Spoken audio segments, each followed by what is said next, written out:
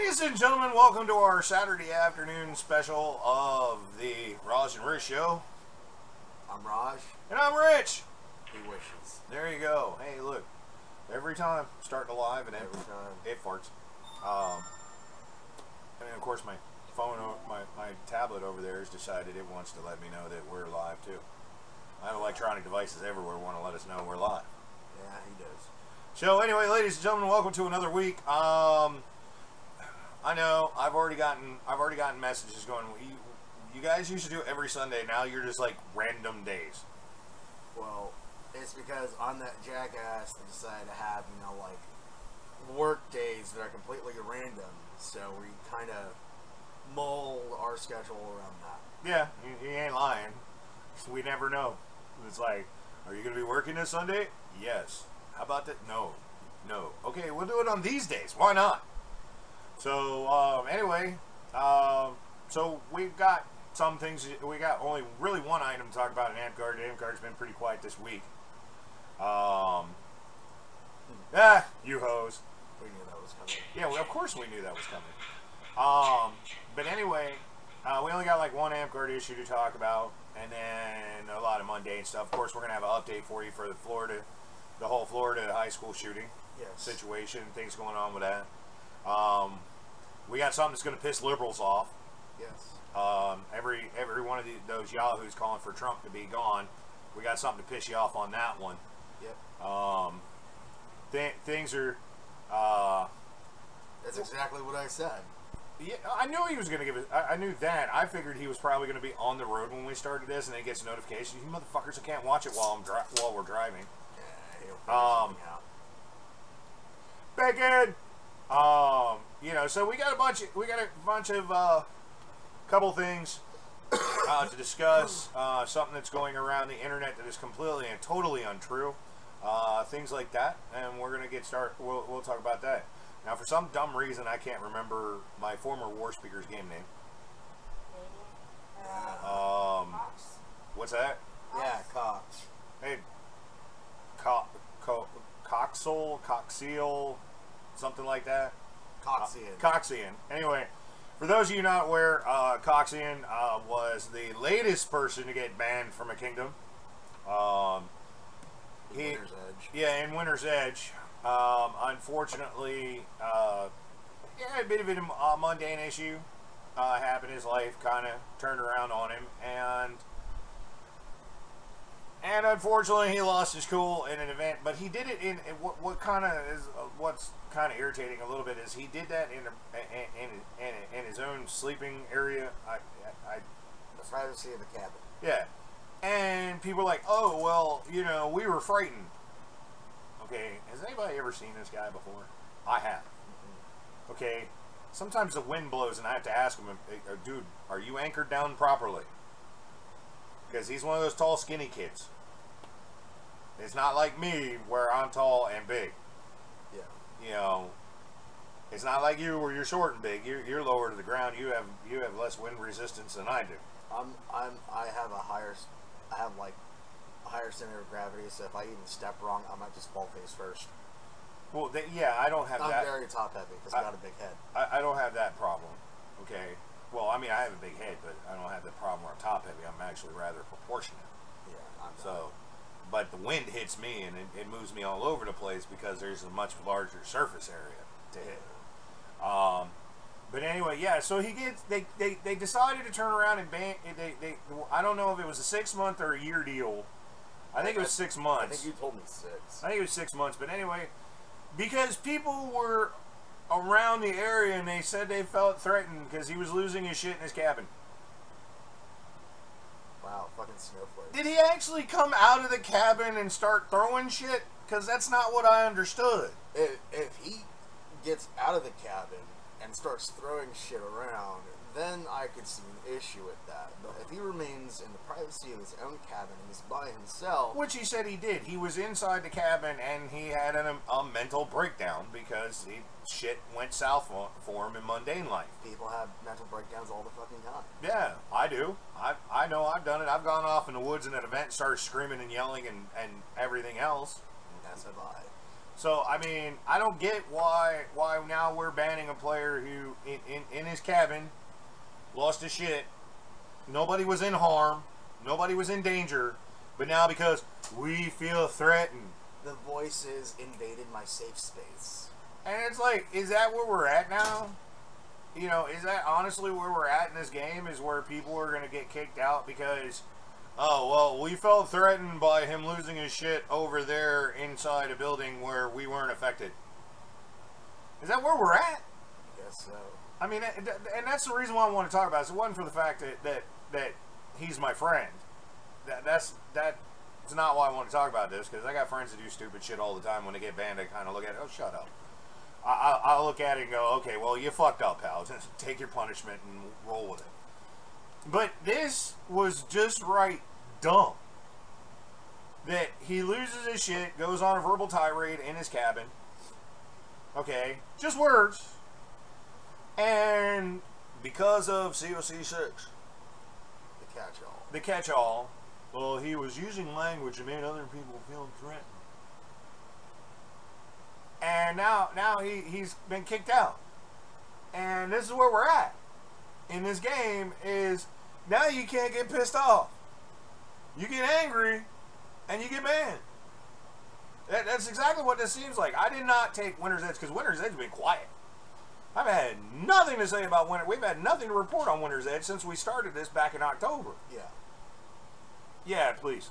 I'm pretty sure that's loud as shit. Okay, but we've had nothing to say about this since we started this. Okay? Just hit off and it'll shut off on its own. It's not going to shut off immediately. No, turn it to auto. No, it's been on auto and it hasn't turned off in 3 days. But anyway, like I said, this is where we're at. Yeah, the vague nature of COC 6 does need to be addressed, Vacant. But I mean, you know, and nothing to say about Winter's Edge, and all of a sudden out of nowhere they come out with this. Yeah. And it's like, did somebody from Rising Winds move to Winter's Edge and take over?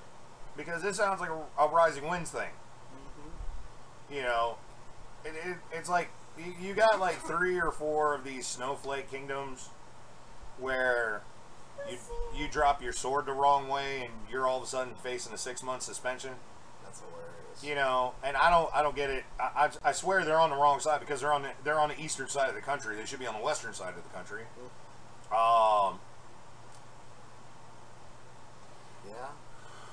Yeah, Bacon said almost makes Amtgard turn into the LARPing equivalent of a right to work state. And that's the thing too. That's the other thing is like we could just we've gotten used to the idea that we could just up and remove anybody we want at any time for anything. I mean, and that's really what the COC 6 is, oh, I can't find a legitimate reason to get rid of you, so simply because they don't like you, I can just make some shit up. Okay? Apparently we're going to get banned for ditching Dark Sun. Yeah, Dark Sun's going to file a complaint about us not having him on the show so he can turn around. Hey, he feels like we threatened him. He feels that we made this, you know, exclusive instead of inclusive. Yeah, which is a violation of the rules, evidently. Oh, well. But yeah, I don't get it. Well, I get it's a 2-hour drive. I know that. But you know, I get the whole issue. You know, we need to repair this, and we need to repair this soon. And unfortunately, like Bacon said, we have 2 years before we can modify or make any attempt to modify the COCs because we have to wait until Rules Clan. Yeah, but then again, which they're gonna hate me at Rules Clan. Which we already know that nothing's gonna get passed because of who's fucking running the shit. That's not true. The Circle of Monarchs is the one who makes that decision. Yeah, but it can be influenced. You don't have that much influence over some of the people that are in charge right now. Yeah, but 2 years from now? Yeah, but the thing is, too, is his whole influence is slowly dwindling. There's more and more people that are now just completely boycotting buying his stuff. Making their own. Because here's the thing, okay? I give WLS credit when they came out. Nobody was doing it. And of course, yeah, they had the market. The problem is everybody else's tech is caught up.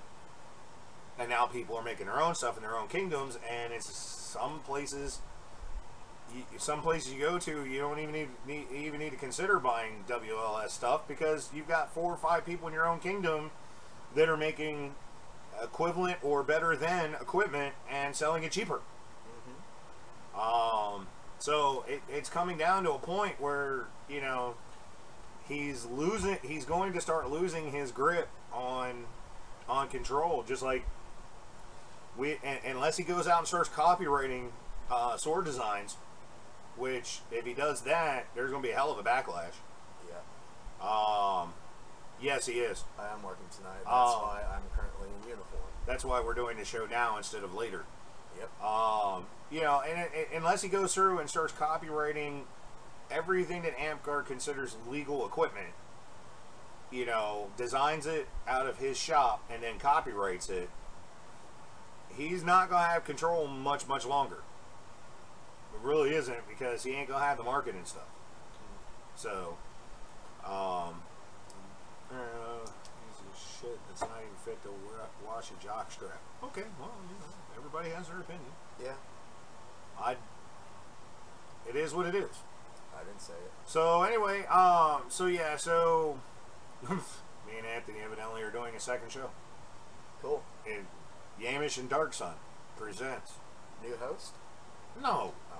He lives 2 fucking hours away. Yeah, that's true. He ain't gonna get here every damn week. No. Me and you got a show due next week. Okay. Alright, so that's the only real thing we have in Amtgard today. We don't really have anything else. Nothing else is going on except for the fact that Spring War's upcoming. And we've got the co-feastocrat right here. Yes, I am the co-feastocrat for Spring War. He's going to do a kick-ass job. I hope so. Beer pong! Only in Texas do we measure distances in hours, not miles. Well, no shit. Yeah. It's a big fucking state. Same thing with Nevada. We never said when we had to go to my parent kingdom at the time, which was Desert Winds, we never said, oh, it's an 800-mile drive one way to get to the kingdom. We told everybody, no, it's like a 9-hour drive to get there. Yeah.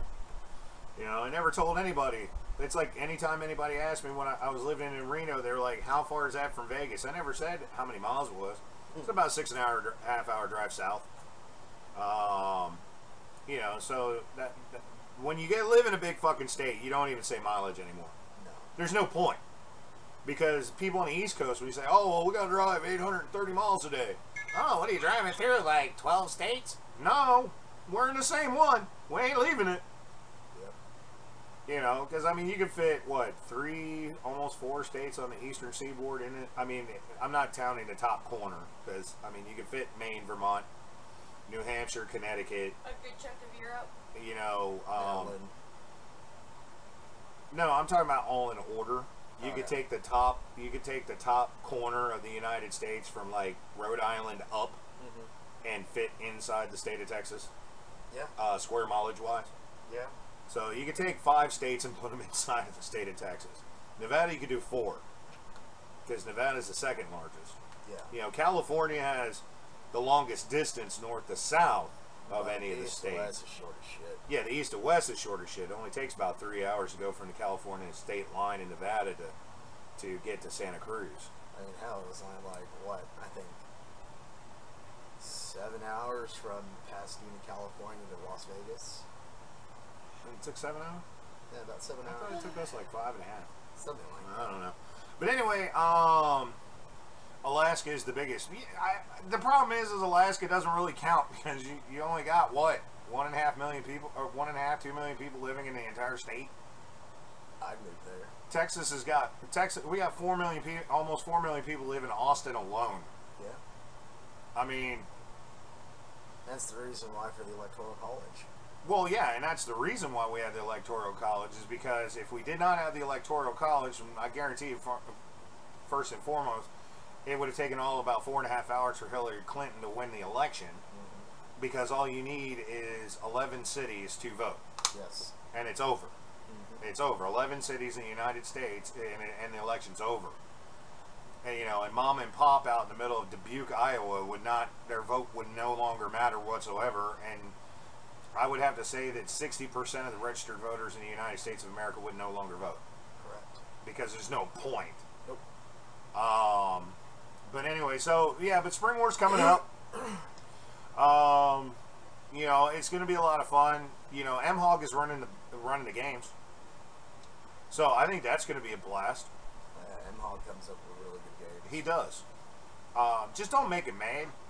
No. Because the man's almost died twice. Mm-hmm. You know, just go along with it. But he does have great games. I played in a few of his games over the years, and I tell you what, it's great games. Very well thought through. Very mentally intensive in some of them. Some of them you really got to think about it. Nice. So, and that's what's great about it. Let's see. But hey, I will say that we now have on-site storage at Spring War now. Cool. So we don't have to worry about, you know, running to go get shit. Okay. The kitchen should be finished. We'll be completely finished before then. Which is nice because the kitchen's right over by Saracen City, so I don't have to go far. Nice. The only thing that sucks about it is we're still serving food up in the arena. And so... You mean the hangar? The hangar, the basketball courts. Yeah, the hangar. Basically. Which means if we cook there, we cook down in the kitchen, we're going to have to shuttle all that shit all the way up there. Yeah. So it's just going to be a logistic issue, but we'll figure it out. You're used to it. Yeah.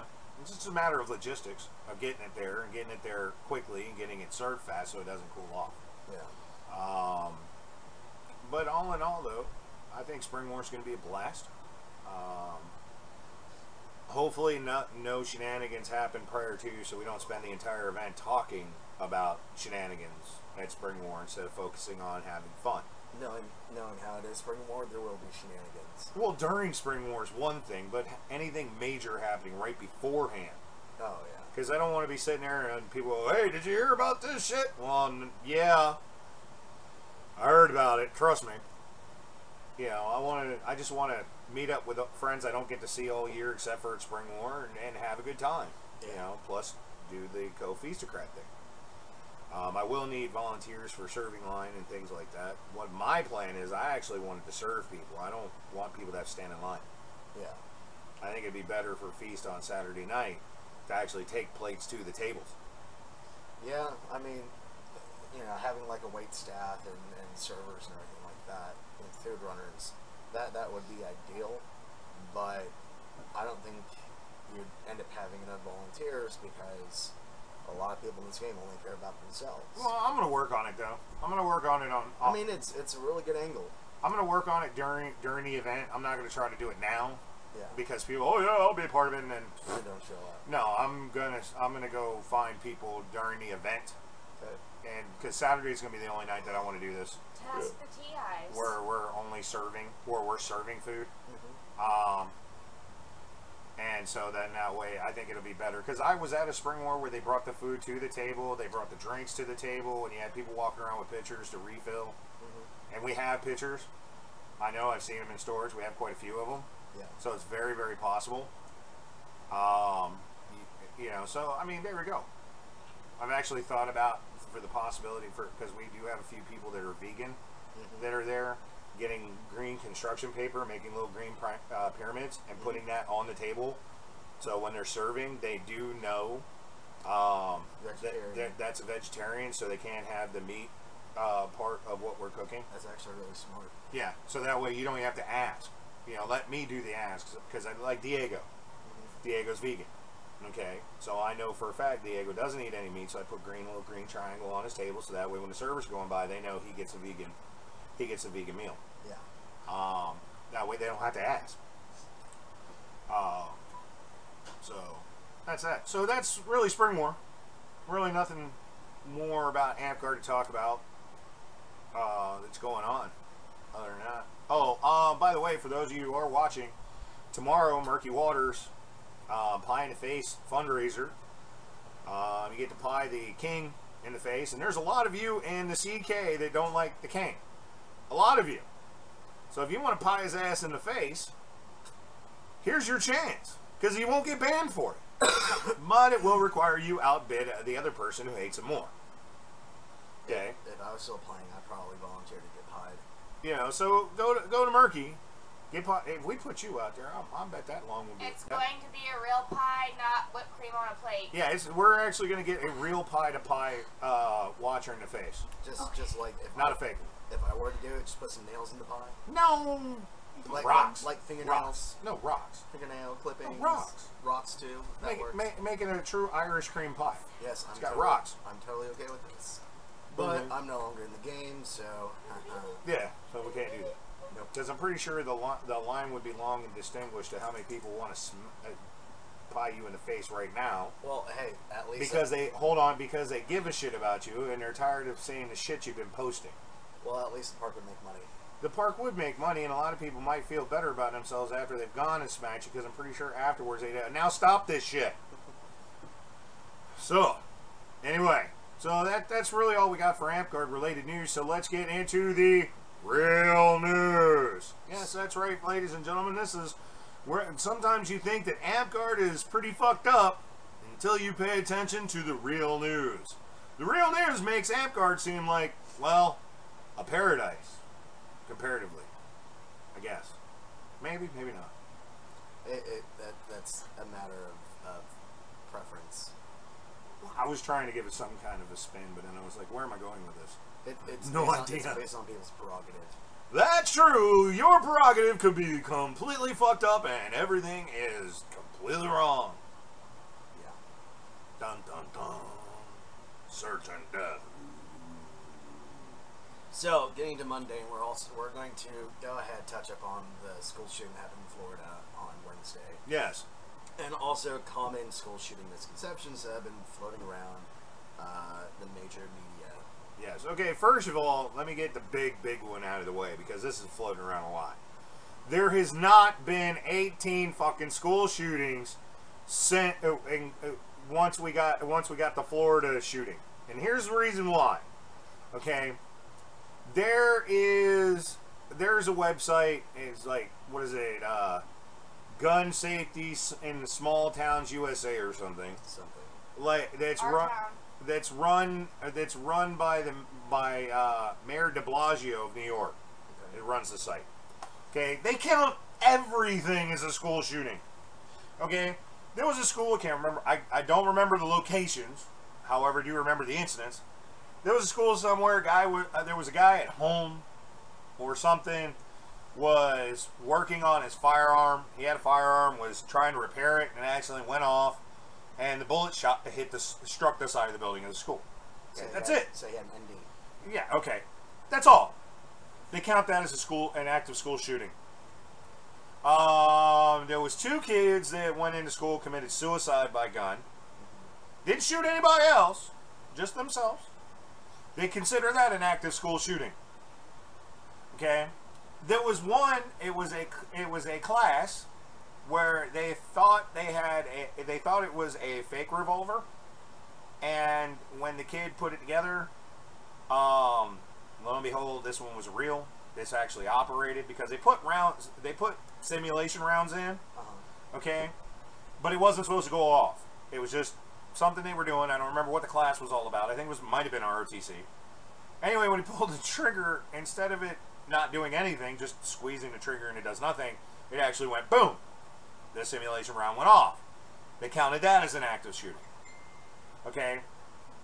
There's not been 18 school shootings in 2018. There's not.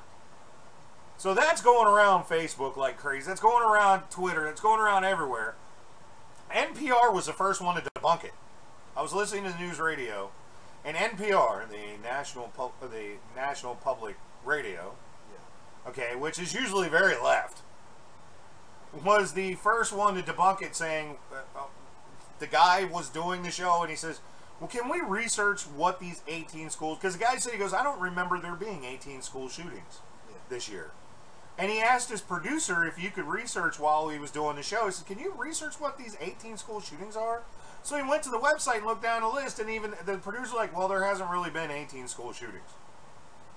There's been 18 incidents involving a firearm, but not active. But not somebody going into school and shooting people. So this whole thing about 18 school shootings in the United States of America in 2018, they put this out there and they left it as a general statement. So that way, you technically, I'm not wrong, but you're technically not right to raise alarm bells. Okay? To raise alarm bells and make everybody freak the fuck out that there's already been 18. Okay? Even though if you want to, here's a false comparison, if you want. More people have died in Detroit due to gun violence, since beginning of 2018 to now. More people in Detroit have died due to gun violence than every school shooting, what we would classify multiple people getting shot in a school since we started recording multiple people getting shot in school. Honestly, all this sounds like it's a ploy to go ahead and disband the NRA, and you're not going to be able to disband the NRA. They're a private organization. The government can't shut them down. Yeah, but also, you know, to get rid of guns completely. Oh yeah, in the U.S. You know, us making drugs illegal really stopped people from doing drugs. Oh yeah. You know, just saying. I mean, literally, the laws that we make are only for law-abiding citizens. They really are, and the laws we make hinder law-abiding citizens. It really does. I like Geraldo's idea. Geraldo came up with that idea. And usually Geraldo's, every time this happens, and Geraldo's on, usually is on Fox Network all the time. Yes. You know, Geraldo at large. Geraldo at large and everything else. But Geraldo is more left than he is right. Yes. And Geraldo said, why don't we just take all what we classify as an assault weapon, okay, which an AR-15, AK-47s, you know, anything that basically semi-automatic that shoots 223, 5.56, or 7.62, yeah. Okay, that would be considered an assault weapon that shoots those. I mean, yeah, you can modify 9mm to make an assault weapon. Yes. You know, you pretty much take any of them. And let's just make it, you got to be 21 in order to own one. Yeah. Okay? I don't completely disagree with that. Not because I'm already 40, so it doesn't stop me, but I don't necessarily agree with it because unless your 18, 19, 20-year-old ass is in the military, you really have no need. What the hell are you doing with an assault weapon? I mean, I was raised around guns, so by the time I was 10 years old, I had more responsibility than probably half the people out there. But I don't have a problem with that idea. I really don't. If you want to make long rifles that are considered assault rifles, you got to be 21 in order to buy it. I'm perfectly fine with this. Somehow we lost everybody, almost. We got one. It's hanging in there. I'm pretty sure it starts though. Or bacon. But the thing is, you know, I don't have a problem with that. I'm okay with this idea, and that was Geraldo's suggestion. Because it's not something hard to do. It's something we could pass right now, where you have to be 21 in order to buy what we would consider the definition, and would be anything that was originally banned under the Brady ban that expired. Okay. Which AR-15s, AK-47s, SKSs, stuff like that, you would have to be 21 in order to own one. Yeah. Now, does that prevent people from being able to buy them and children being able to get a hold of them? No, because dad can still go out, or mom can still go out, or an uncle, and buy an AR, or buy an SKS, or an AK, you know, semi-automatic AK, make sure, because a lot of people, when you say AK, they think fully automatic, Muslim, you know, terrorists using AK-47s. Okay, you can go buy a semi-automatic AK-47, shoots 223 rounds. Yes. Very easily, just as easy as buying an AR-15. You know, it still doesn't stop an adult from buying one for a child. No, it doesn't. You know, and the thing is, then if they have to be 21 in order to possess it, if an 18-year-old goes and shoots up a bunch of shit with an AR and gets caught, guess what? Mom and dad are now responsible because they're the ones who gave it to them. And what was Mike Tato's suggestion about the CDC getting involved? Mike Tato's suggestion, and I, you know what, I hadn't thought about this. Hand the gun violence issue over to the CDC, let them do an investigation, and make it a health problem. Let them do an investigation and actually input solutions to the problem based off of the research and the numbers. Because the CDC, when they come out with a recommendation on how to solve a problem, they do it based off of the numbers and the research. Okay, the X amount of 1 in every so many people get this illness because of this. We need to stop this way. Yeah. Okay, it's legitimate. I hadn't even thought about it. And it's good because we're not going to ban guns. It's not going to happen. And here's why. Constitution. Well, no, because as long as you get a supermajority in the House to vote to remove the Second Amendment, then it has to go to the states. The states all have to agree to it. Then the governors all have to sign off on it. Then it goes back to the House for recertification. Then it goes. Then at that point, it goes to the Supreme Court to make sure that everything is done. Once the Supreme Court certifies it, then it goes to the president's desk for the president to sign off, and poof, it's gone. Yeah, but isn't the judicial branch there to make sure that whatever's being passed abides by the Constitution? No, but we have a set of rules on how to amend or eliminate a constitution piece. Okay, so it would go to the highest court in the land, the Supreme Court of the United States. They have to verify that, yes, all the people that voted for it could vote for it, that the population of registered voters reached a certain percentage, the governors all signed off on it the way they were supposed to sign off on it, the House of both houses have to agree on it, and then it has to go back to them, and then it goes to the Supreme Court. The Supreme Court verifies all this is done before it goes to the president's desk, and then the president can sign off once the Supreme Court has stamped it saying, yes, this follows the constitutional guidelines for changing, amending, or removing an amendment. Because it doesn't go to them and say, well, you can't do this, it violates your Second Amendment. No, they go through the process to remove it.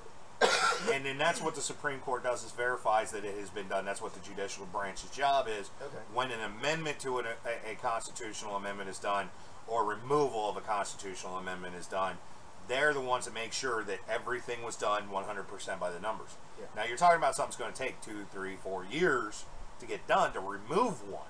Yeah. And it could all stop with one person at the end of the line saying, I'm not signing it. The president doesn't sign it. It's a dead issue. Yeah. And, the thing is, though, is this never going to get removed. Let me tell you why. Okay. The right wing is in the NRA is in the pockets of the right wing. Period. We all know this. We're not going to argue this. Okay. The conservatives are bought and paid for by the NRA. There's if anybody tries to argue that, you're a fucking idiot. Okay. I mean, come on. Look at how much money the NRA dumped into Donald Trump's presidency campaign. Look at how much money they dumped into the Bushes. Look at how much money they dumped into everybody that's run on the right side of the fence.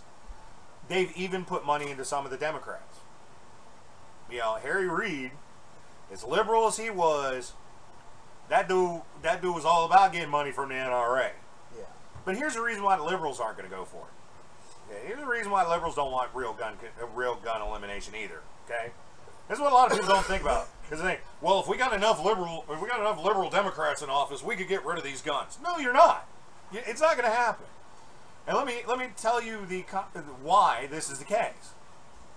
Okay, every time there is a school shooting, every time there is a mass murder incident, the Democrats can now get to run around and pander to their voters and tell them, hey, look, if you elect me, I'll get rid of guns.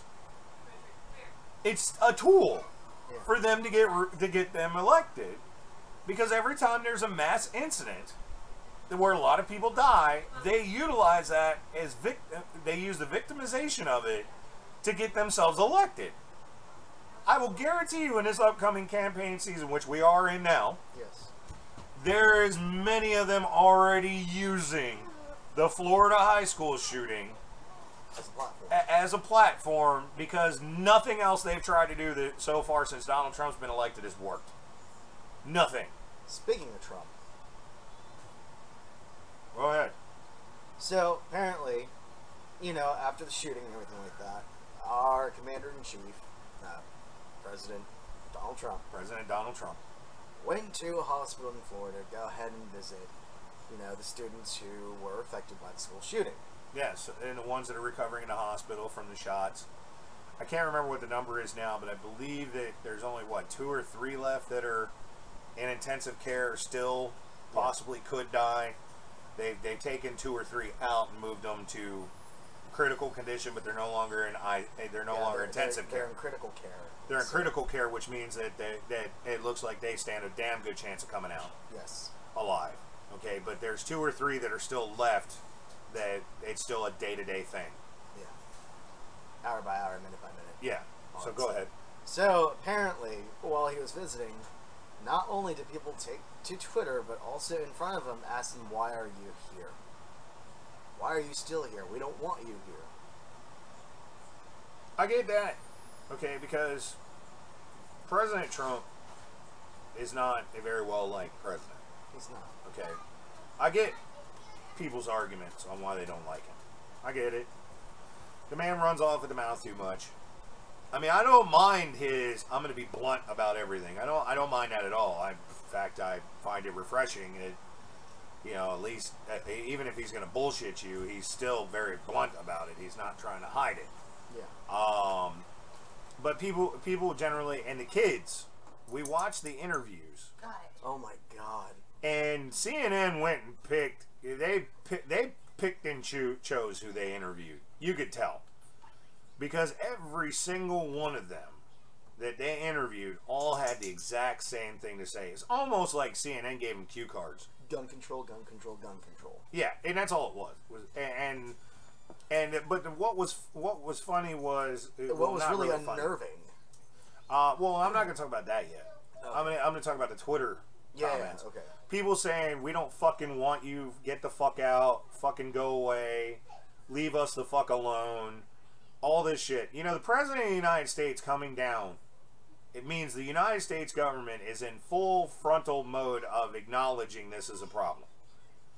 And on top of that, Trump actually does care about the citizens of the United States. He cares about the people. He does care about the kids. Anytime that something happens, he is almost immediately on the phone talking to, the higher-ups that are in charge of anything that's going on. Be like, hey, give me a sit rep. Tell me what's going on. Tell me what I can do to help. He's very hands-on with a lot of situations. I will say, versus the last couple administrations, he's not passed it off to another person in the White House, said, you handle this. No, he's been very hands-on with everything. Like Hurricane Harvey. Okay, he was very hands-on the moment, with what was going on. With the fires in California, very hands-on. With everything that's been going on, very hands-on. And that is something that we're not used to because, all Obama did with all Bush did with Hurricane Katrina is, well, first of all, Bush waited like 8 days, and all he did was contact Ray Nagin, who is the mayor of New Orleans, and say, well, what do you need? And Nagin told him to shove it up his ass. And then Ray Nagin fucked up, and thousands of people fucking died because Nagin wouldn't mobilize the transportation system he had as an expense to utilize to get people the fuck out of there, and left them stranded. And everybody blamed Bush for that. Yeah. Everybody blamed Bush for that shit. Trump doesn't want to go down that road. He doesn't want to get blamed for people's deaths because he didn't take some form of action. He's taking a very proactive approach. He's taking action so that way, even if the situation fails, you can still sit there and say, hey, but he tried. Unlike our last couple administrations. Like our last administration didn't do shit to stop what happened in St. Louis. Nope. Not a damn thing. All he did was send more people from the Justice Department to prove that the cops did fuck up, which made it worse. Okay? He's really trying. So, will you please stop? We don't need your input.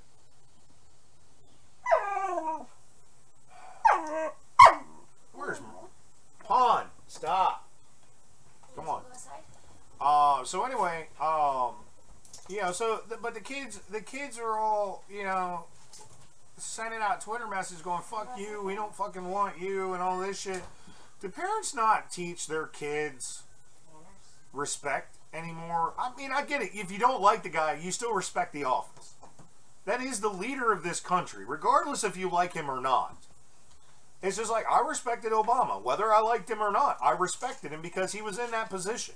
Yeah. He's the President of the United States of America. It's a very tough leadership position to be in. Hey, look at how young Obama was when he went into office, and look how old he looked when he got out. Same thing with Bill Clinton. When Bill Clinton went in, he looked young, came out old. Yep. Bush was already kind of old. Yeah. Bush Sr. was even older when he went in. Yeah. You know, Ronald Reagan was up there in years. Yes. But Jimmy Carter was young looking when he went in, and Jimmy Carter come out looked like an old man. Oh, yeah.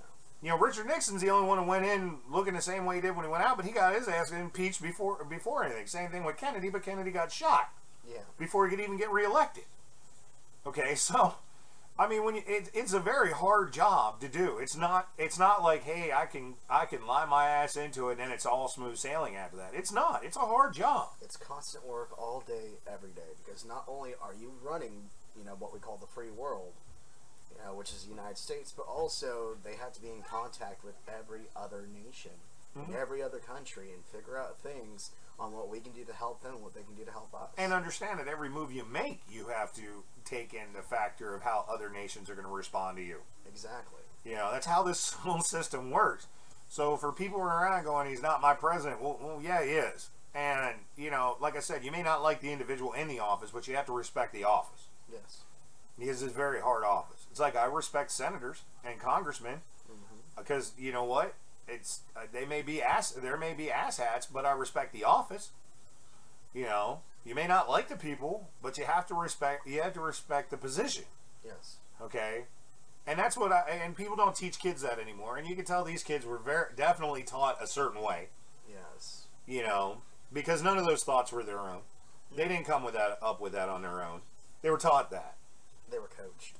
You know, and like I said, all of them, their interviews with CNN were so eerily similar that it really seemed like there was somebody when Anderson Cooper was interviewing them with a set of cue cards behind the camera saying, here's what you're going to say. But I think the biggest thing that was very unnerving about these interviews with these kids, and you saw it too, was the fact that all the kids were completely calm during the interviews. And the way that they were talking was almost like they're desensitized to everything. The one that got me was the one that was interviewed on Fox News. It was this girl. She couldn't have been more than 16 years old. Yeah. Okay. And they asked her, and I will address why I'm not happy with the media over this whole situation. I'll address that in a second. But what got me was they interviewed this girl. This girl was in a room. The room got locked down. They were hiding behind a desk. They could hear the guy outside the door shooting. Okay? They're literally feet away from death. An AR-15 doesn't fuck around. We've discussed this and what it can do. Okay? And they're literally feet away from death. Okay? When they finally got the clear to go ahead and evacuate because he had left where they were at, she said that they had to walk by the dead bodies of her classmates, laying dead in the hall, everywhere, blood everywhere. She did not cry. She did not shake. She did not stutter. She spoke of it as if it's an everyday thing. Have our kids become so desensitized that shit like this happens and it doesn't bother them? Now, the one that I will say that I think CNN interviewed was on one of the CNN shows. She was in the room where the coach died. Yeah. I think it was a she, or was it he? No, it anyway, was a she. It was a she. Got very, very, very obviously emotional and upset. You could see it. She had lost it, which is understandable. She loved the coach.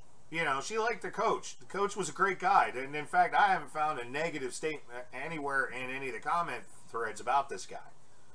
Okay? And he was a very beloved coach in this school. Yes. And he ended up dying. He sacrificed himself to save his students, which that guy is a fucking hero. Period. Not all heroes wear capes. You know, some have a whistle from their neck and they blow it when you fuck up. Yes. But he was a hero. Period. He's a hero. And you know, this girl got very visibly upset over the whole thing. And that's what you expected to see. But that's not what you saw in a majority of these interviews with these kids. No. This guy went in, started shooting, pulled fire alarm, and then sat there and was just getting shot. This is currently right now? No, that was Thursday. Oh, this was Thursday? Oh, yeah, I remember seeing something about this. It was, It was something else. He ended up not being in the school. Yeah. He was like nearby. We talked about that on the show on what, Monday or Tuesday, where if a cop pulls over a guy and he has a gun or something, or within so many blocks of school, they lock down everything. Yeah. Which is a good program. Absolutely. It's a good idea because Yes. the guy gets out and runs, has a gun on him. Schools are pretty easy to get into. Yes. But that kind of disturbed me. You know, about that was how calm they were about this. I mean, I'm sorry. I've been involved in an active shooter situation. As have I. Okay. I am nowhere near calm. If you talk to me while the incident just ended, I'm not going to be calm.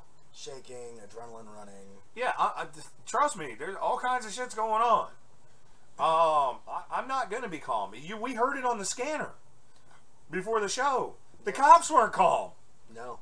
They were handling it, and they had a very structured way of handling it. You could tell they were implementing everything they had in place to handle this. Mm-hmm. But you could hear them on the radio. They were, because you got kids that are dying. And those of us in the first responder community, when children die, we can handle adults dying. Adults die. It's a thing. You don't handle children dying because children shouldn't die. But these kids were just like, whatever.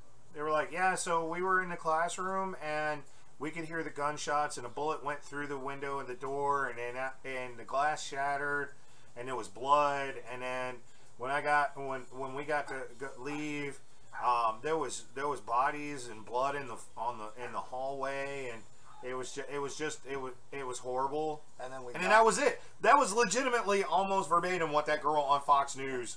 And then we got outside, and I saw one of my classmates from English, laying on the floor with, a bunch of paramedics trying to do something to her, and then we went across the street. Yeah, and that's legitimately how those interviews were. Now, let me tell you why I'm upset about that. Okay, I'm getting sick and tired of the media that we have a school shooting. Okay, because I'm going to say that some of those kids just reacted that way because they were in shock. Okay, you don't know how to handle it when it's thrown in your face. You don't know how to react to it, so your mind just immediately goes into a numb mode, and you just talk. Yeah. Okay.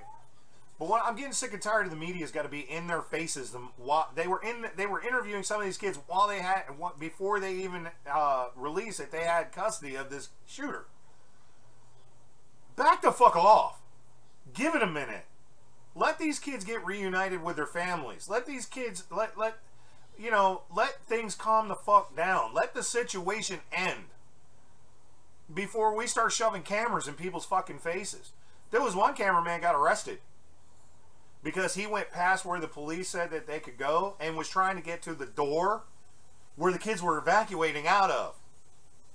And they arrested him. And I don't blame him. I'd arrested his ass too after I probably tased him. But this is where we're at. And the bad part is the way that they made this look. Now any kid that's got an obsession with his 15 minutes of fame, look what happened after Columbine. What do we have? 4 or 5 school incidences with guns after that? Copycats. Because they wanted to get famous. We had that one that was at that elementary school, 2 months after Columbine, sitting up in the hill line while the little kids were coming out the door trying to pick them off. With a rifle. With a hunting rifle. A standard, I think it was a 22. Long rifle. Because he wanted to be famous like the 2 from Columbine.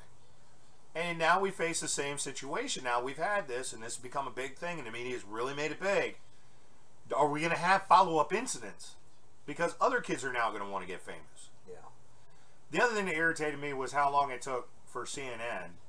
Because CNN kept trying to find a way to blame somebody. Yeah. And it took CNN all about 8.5 hours to label him as a white Mexican.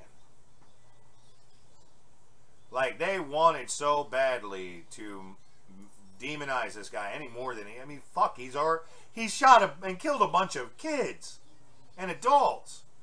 We don't need to demonize him anymore, but then we're going to add he's a white Mexican. Okay. And then, of course, the idiots on the right tried to say, well, his name is Cruz.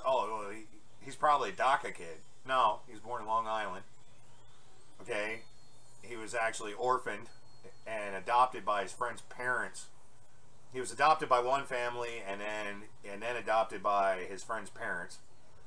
What kind of bothers me is they knew they adopted him, and at the age of 18, not long after he turned 18, he bought an AR-15, and they were perfectly cool with him keeping it as long as he kept it hidden under the bed in his bedroom.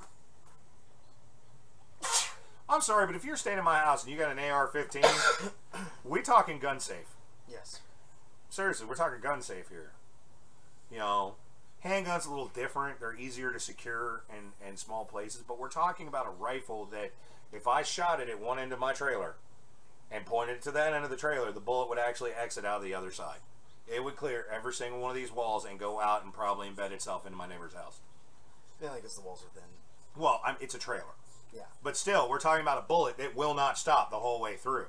It may change its direction a little bit, but I'll guarantee when it exits the trailer, there's not going to be a lot of damage to that bullet before it impacts a solid wood structure on the other side. Correct. Okay, so we're talking gun safe, especially if it's an 18, 19-year-old kid that's staying in my house. Yeah, we're locking that bitch up.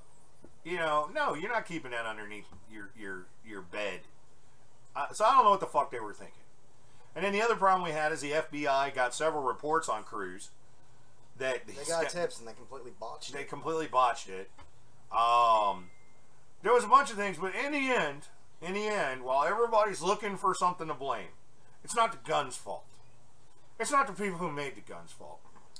It's not the fucking NRA's fault. It's not his parents' fault. Although I do think that they could have been a little better. Okay? It's not the people who didn't report him for doing crazy shit. Okay? And being a nutbag.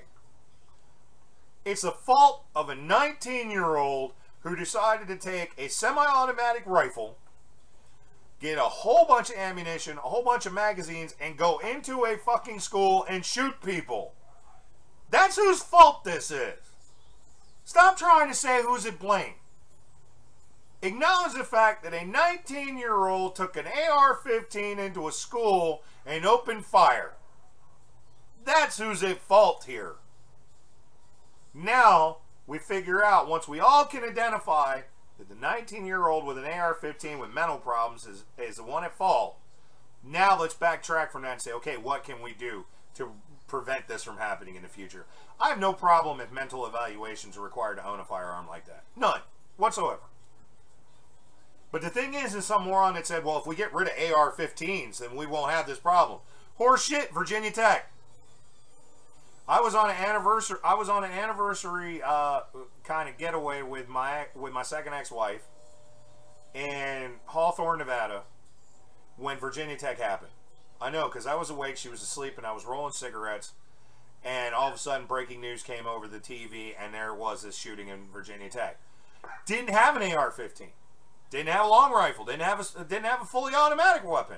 9mm and 22. 9mm and 22s and backpack with a lot of ammunition. He chained shut one of the doors in the hallway, so when they came out, they had to funnel his way. Okay? So that wasn't even a rifle. I'm not seeing any of the stuff moving at the bottom anymore. What do you mean? Okay, now I did. At first, I thought everything froze on the computer. Oh, no. I was just making sure we were still here. Yes.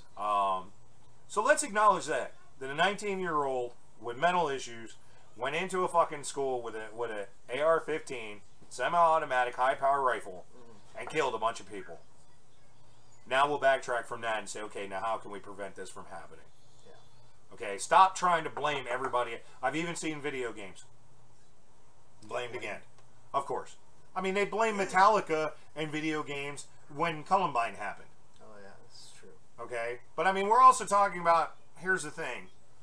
The faith we have in this situation and them not having, how many kids don't have mental problems, we're talking about a generation that eats Tide Pods as a challenge. It's true.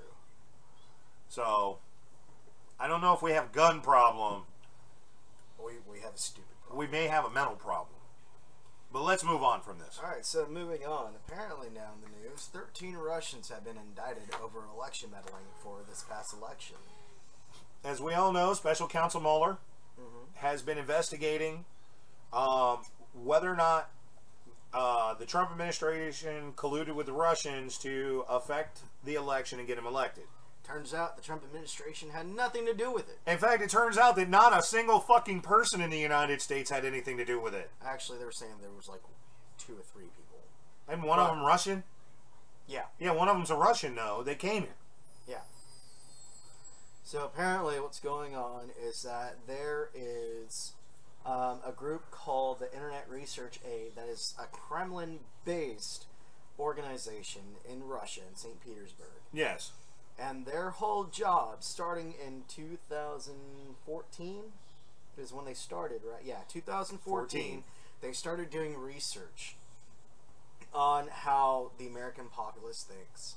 You know, how they react to certain things, and yada, yada, yada. Yeah, because they're planning on hitting us with nuclear bombs again. So in 2015... That part, I just made that up. So in 2015, they actually got an actual $1.25 million funding from the Kremlin to go ahead and start causing havoc along social media. So they created over, I think, 6,000 fake Facebook pages. You know, Groups. Yeah, group pages. Yeah, group pages to include, what was it? There was one that was like the center of Muslim American political relations. Yeah, there was that. There was also, what was it? Closed Borders. Closed Borders. There was Blacktivist. That was another one. And the entire time, you know, they're posting, you know, anti-Trump stuff, anti-Hillary stuff. Yeah, vote for Trump, yada, yada, yada. He's going to do this. Vote for Trump, vote for Hillary. Don't vote for Trump. Don't vote for Hillary. On top of that, they were also behind the funding and the organization of anti-Trump rallies and pro-Trump rallies. Both before and after. Literally, they've proven that one of the rallies that actually happened, and they were literally people on one side of the street and people on the other side of the street. The Russians were behind both ones. They organized the rally for Trump and against Trump on the same day. So, come to find out, this IRA, the Internet Research Aid... No, not the Irish Republican Army? No. Okay. No, the Internet Research Aid... We want to make sure when we say IRA, there's old people who watch our show, and we remember the IRA as being a nasty bunch of motherfuckers in Ireland. So, the Internet Research Aid was put together as a troll group. Just to troll the U.S. to see exactly what they can get away with. And it worked. It worked. It worked. It made everybody think that Trump was colluding with the Russians and yada, yada, yada, when Trump had nothing to do with it. For the last year, everybody swore to God that Trump colluded with the Russians to get elected. That the Russians affected the election. This guy, the deputy special counsel, not even Mueller himself came out and made this announcement. Okay, his deputy did. And, you know, it's like, the thing is they even said in the press conference, they had no effect on actual elections other than people who watched and believed what they said. Yeah. It had nothing to do with the Trump administration. It had nothing to do with the Hillary campaign administration. It was all social media. And the thing is, you got a judge right now that's about to force, was it Michael Flynn's? Flynn was the one that, was it Flynn the one that pleaded guilty to lying to the FBI? Yes. Okay, there's a judge that's about to make him walk back that guilty plea. Because he was lied to about what was going on. Damn. And he pled guilty because he ran out of money. The real reason why Flynn pled guilty to lying to the FBI was because he ran out of money fighting it. He was broke. He was a general in the military. Yeah. Generals aren't millionaires. No. And he ran out of fucking money and had no way to defend himself any longer. And so he pled guilty to bring it to an end, is what he did. And everybody's like, oh, he pled guilty, that proves it. No, he pled guilty because he couldn't afford to defend himself anymore. Yeah. And what are you going to do? You ain't going to get a public defender on a federal trial like that. You're just not, yeah, you get one, but he ain't going to be worth the shit, and that's not the kind of lawyer you need in a federal indictment trial. Nope. Okay? You don't go get Joe Schmo just past law school and is working for free for the state till he can get hired onto a law practice.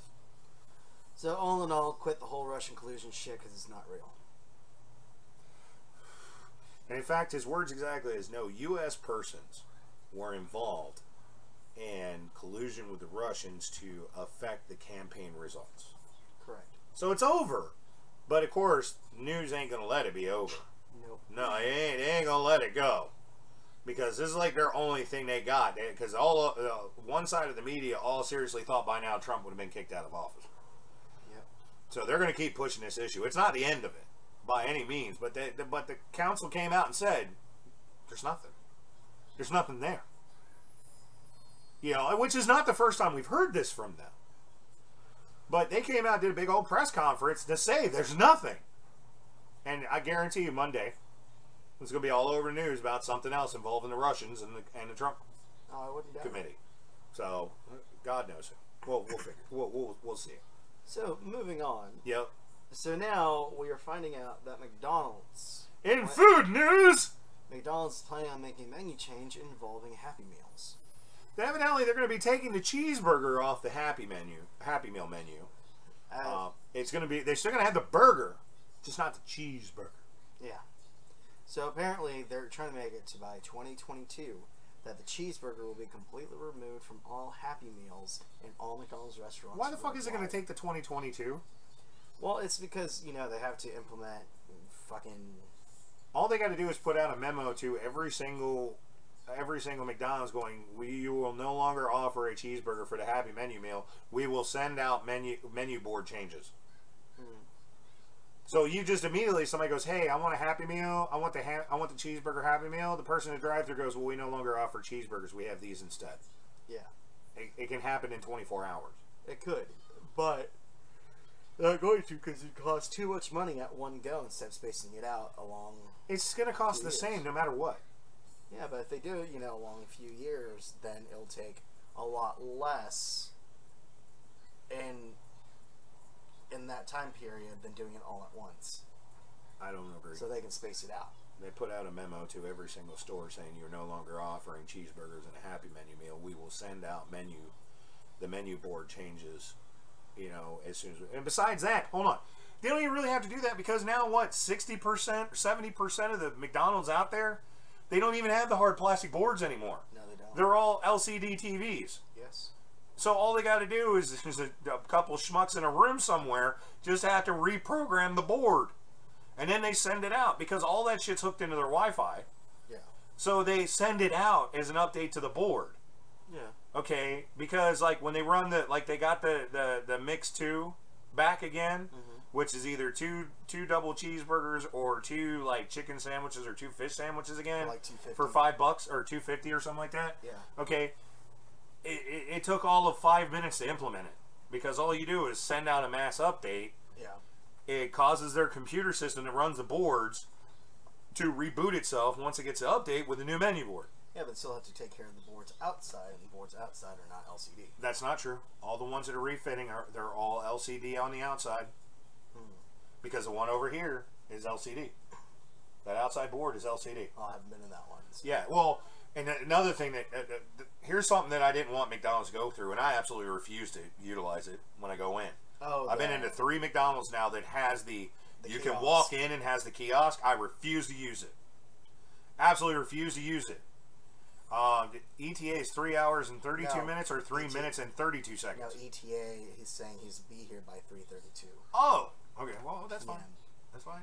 Well, sometimes when people say ETA, they mean all kinds of different things. Yeah. Okay, so anyway, I refuse to use it. And the reason, and I'm not going to look at houses in Florida right now. I refuse, you were right. As usual. But I refuse to use it because here's the deal. I've worked at McDonald's before. Okay, I know how expendable the people behind that counter are. Yes. If enough people go to the kiosk, McDonald's will start. The district stores will start cutting back on their counter people. Yes. And you know what? You may get pissed off at the counter people for fucking up your order. Okay, you might. But let me explain something to you. At some point in your life, you started off in a job you didn't like. But you started off in a job and you weren't good at it. Otherwise, you're still doing it today. Okay? And it takes time and you're not raised to work behind the counter of a McDonald's. They don't start you off from birth, you know, you're going to work behind the counter of a McDonald's, okay? So it's an adjustment, and usually when it's your first job, you are shitty at that adjustment. That is, your worst performance of your life is going to be that first real job, okay? Because you're not been in the real workforce. So I don't hold, you know, if they complete, like, if I order chicken nuggets and they give me a fucking Big Mac, okay, that's a bit of a stretch. Even you should know better than that.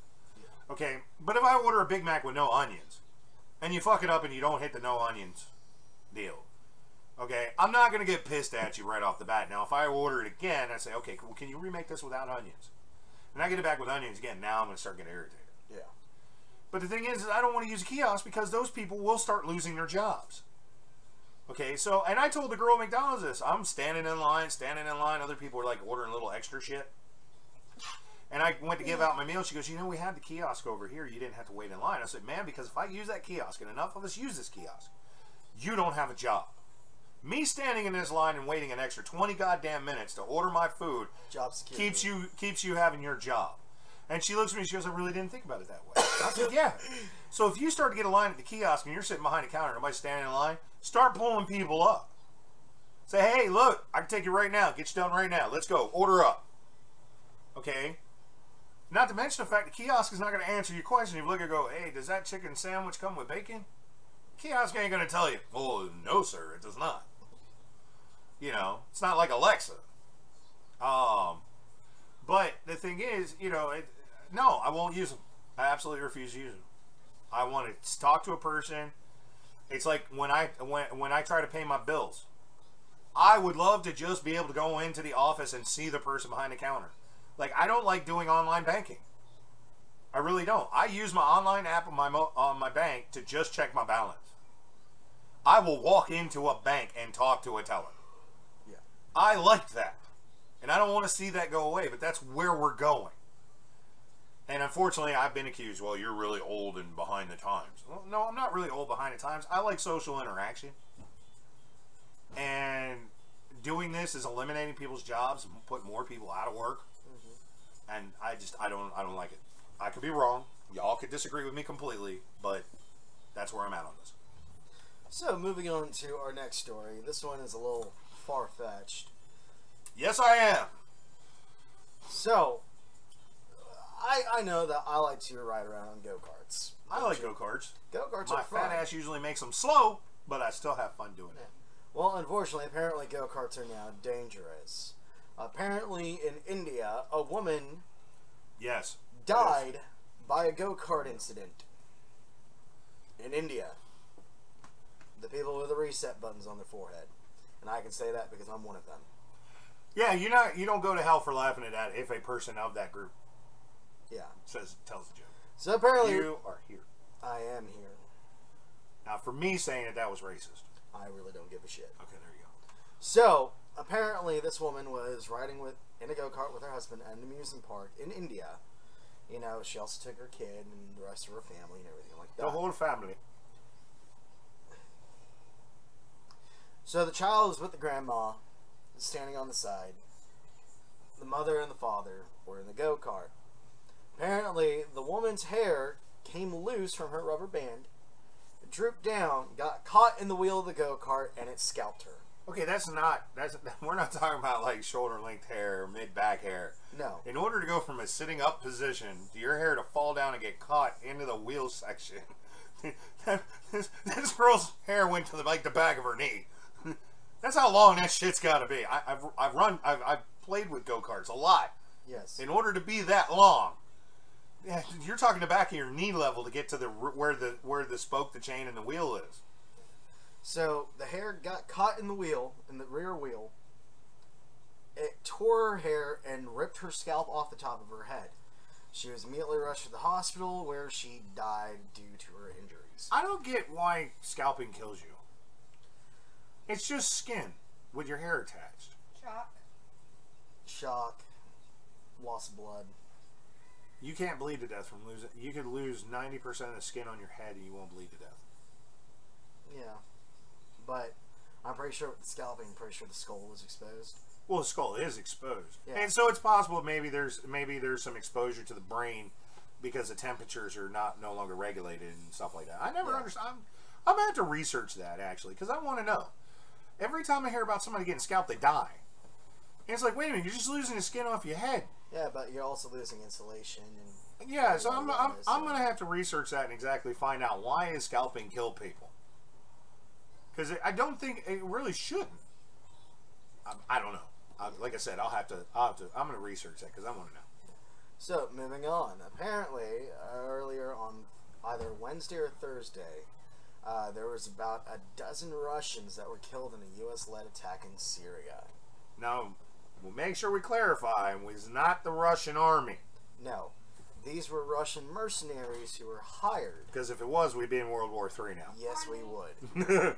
But no, these were Russian mercenaries, and, you know, apparently the U.S. coalition forces in Syria, when this happened, were in direct contact with, you know, Russian ground forces that were there. And be like, hey, you know, this is what's going on. These people are coming, and, you know, what the hell? And that's when, you know, the actual Russian contacts for the Russian armed forces that were there, like, our people are not in that area at this time. So what ended up happening is, you know, because they were coming in columns, you know, this large ground force, you know, which was like more than 200 people, 300 people. So because they were past, you know, this demarcation line, that's when the U.S. was like, all right, well, let's go ahead and gas these motherfuckers up. You know, called in, you know, AC-130s, they got Reaper drones in there, they got, you know, fucking all sorts of crazy shit going on. My favorite of all of the equipment though was the C-130 gunship. Love that thing. Yeah, the AC-130s. Bring the rain. I will say AC-130s are fucking beautiful, and I've had the privilege of calling in 2 of them during my career. But that's because that was part of my job. But the best one that I've ever done is the A-10 Warthog. Oh, the A-10 Warthogs are amazing too. The fucking Thunderbolts. Oh my god. When you want to reach out and touch somebody that's in a tank, call an A-10. Yes. Lead will go through. Oh man, it's beautiful. Especially, you know, these 30 millimeter, you know, 30 millimeter shells that's filled with liquid C4. Mm-hmm. And they just light it up. It's beautiful. I love A-10s. So, yeah. So after everything was said and done, it was reported that about a dozen Russian nationals were killed in this attack. So immediately Trump got on the phone with Putin and a bunch of other people, and everything was going on. We want to make sure we did not have ourselves an international incident on our hands. So we were constantly going around, you know, trying, you know, checks and balances, make sure everything was going on, and come to find out that none of these Russians were a part of the Russian armed forces, and that was verified by the Kremlin. The Kremlin was immediately like, no, we had nothing to fucking do with this. If you don't know what the Kremlin is pretty much the equivalent to the White House in Russia. Yeah, it's the heart. It is the heart of operations for the country. Yes. So yeah, so they're like, yeah, come to find out these 12 Russian nationals that were in this group of Syrians who were coming to attack the U.S. coalition forces were mercenaries. So they're like, okay, well, that fucking sucks. Fucking bunch of drunk Vladimirs. Yeah. From a bar. Probably went to a bunch of bars and like butt-fucked Egypt and like, hey, you want to make some money? And Kazakhstan, where nobody's ever been to before, didn't even know it existed. It ain't even on a fucking map. Yeah. And found a bunch of guys had nothing better to do. Jesus. You know. But tell them who were responsible for putting these guys into the battlefield. That would be President Assad of Syria. The wonderful Syrian people that we were supposed to have drawn this mythical line in the sand back during the Obama administration to bring this to a stop are now going around hiring Russian mercenaries to get themselves involved into the fight. Mm-hmm. And they ain't hiring like the good mercenaries. You know, the former Russian Spetsnaz. Okay, the guys who can do backflip hatchet throws. Okay, no, they're not hiring them. They're hiring the ones that nobody wants. And so they're all, because in Russia you're not really, they have mercenaries, but they're really KGB people. Like, yeah. Seriously. If you're a Russian mercenary hiring out to foreign countries, your ass wasn't good enough. No. Okay? Because ain't nobody talking about Russian mercenaries going around taking out places. Nope. American mercenaries? Yes. You know, Israeli mercenaries? There are some of them, then yes. You know. Fucking Israelis are crazy. Japanese mercenaries? Yes. Okay, but nobody's talking about Russian mercenaries that are not actually working for the Russian government. Correct. Okay, so these guys are not the creme de la creme of the Kremlin. Okay, they're not. Okay. That was a nice play on words. It was. Okay. They're not. These people have no business being in any form of military operation. No. Okay, I trust my 5-year-old leading a team across the battlefield over these guys. Just saying. That's how bad these guys are. No wonder they all died. Yeah.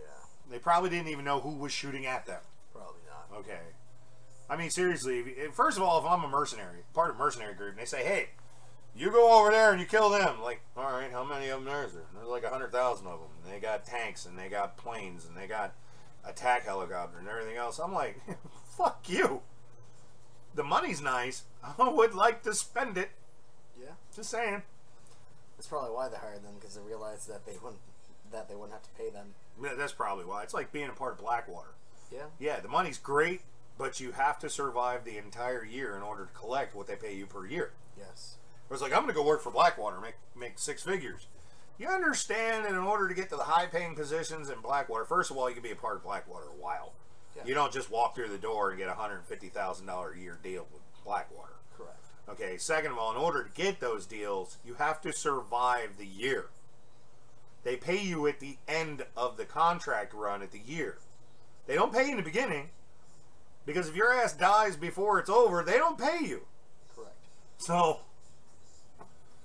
that's probably why they're like, well, we're going to go offer like $5 million to this whole bunch that you split it up evenly. We don't fucking care. Go kill them. Well, they knew it was an impossible mission, and I'm pretty sure Assad's whole idea was, this is what we're going to do. We're going to do this and see if we can get an international incident to cause the Russians to really go against the Americans, which benefits us because the Russians have been supporting us under the covers. Okay? So we can get the Russians and the Americans start duking out. Nobody's going to give a fuck about us, and we do whatever the hell we want. Correct. It didn't work because Trump immediately, hey, Putin, did y'all do this? Putin's like, no, comrade. It wasn't us. Okay? Fucking Ruskies. You know, just weirdos. I like this next story, though. The next story is funny. So, up next, Some hilarity shit. we're going to go into Europe now. This will be our last story before I kill the Facebook feed, because not a damn person has even come in. Yeah. So apparently in Switzerland, Switzerland has in their constitution, about that involves animal rights. Yes, they They are the only country that actually has that. Yes, they have a whole section of the Constitution just about animals having their own rights. So apparently, Dolphins can vote. A new law was if passed. Dolphins could live in Switzerland, which they can. They're on the ocean. Yeah. So apparently, in Switzerland, in Geneva, they passed a new law that bans the boiling of live lobsters. You can't boil your lobsters in Switzerland. So apparently, what they are saying is that you are not allowed to boil lobsters unless the lobster is already sedated, because a lobster is sentient and can react to pain. Yeah, no shit. They make a hell of a noise when you stick them in a steamer pot. My whole thing is, if I'm cooking a lobster, if I hear that scream from them as they are boiling, I know that it's fresh and it's going to be fucking tasty as shit. Well, I always tell it based off of if it's banging on the pot saying, let me the fuck out, and then it stops banging, I only got 5 more minutes of steam left, and that bitch is edible. Yes.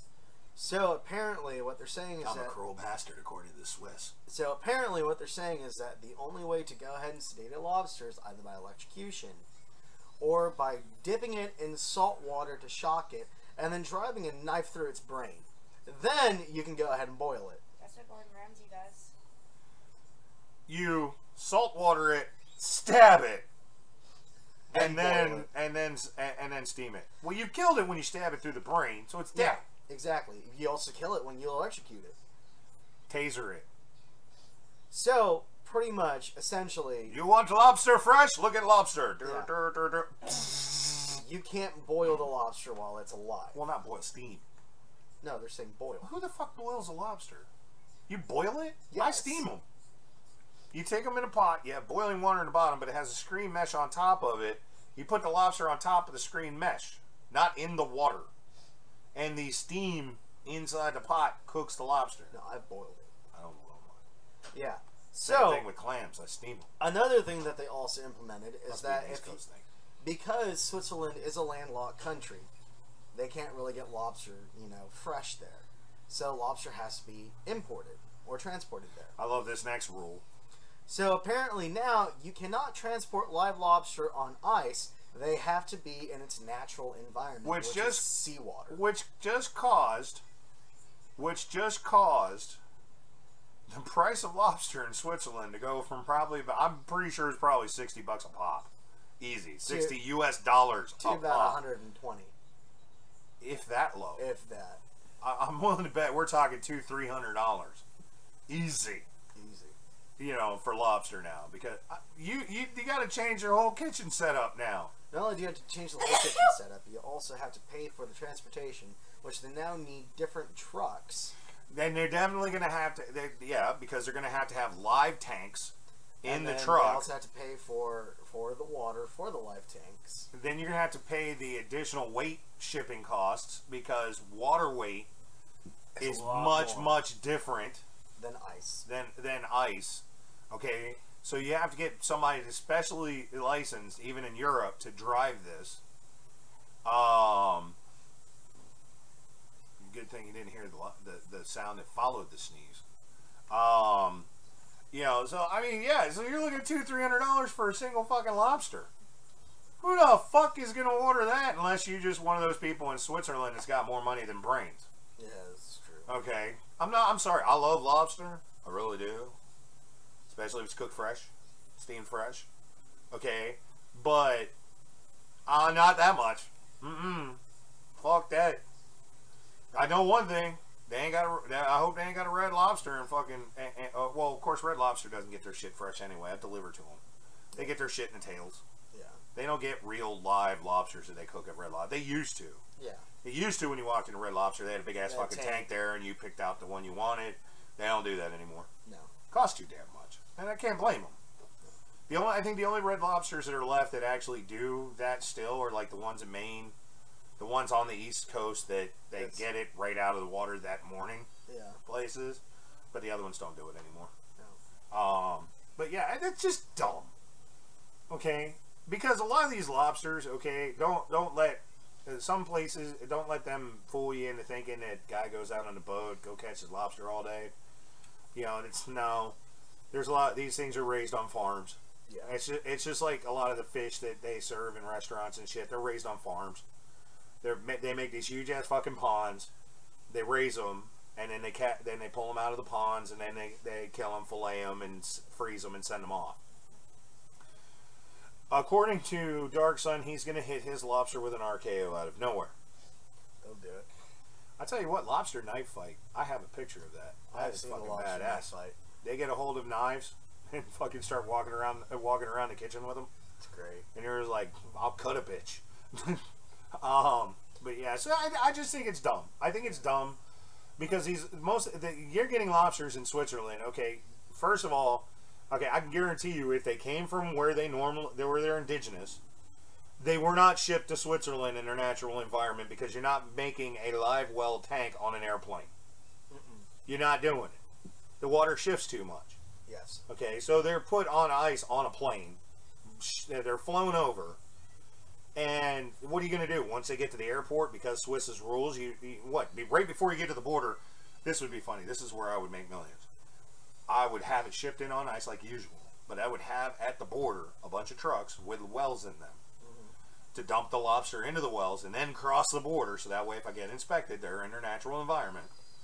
And it's only a short trip in that scenario to where it's going, so it wouldn't be that expensive and I could lower the cost. That would do it. That's where you can make your money, right there.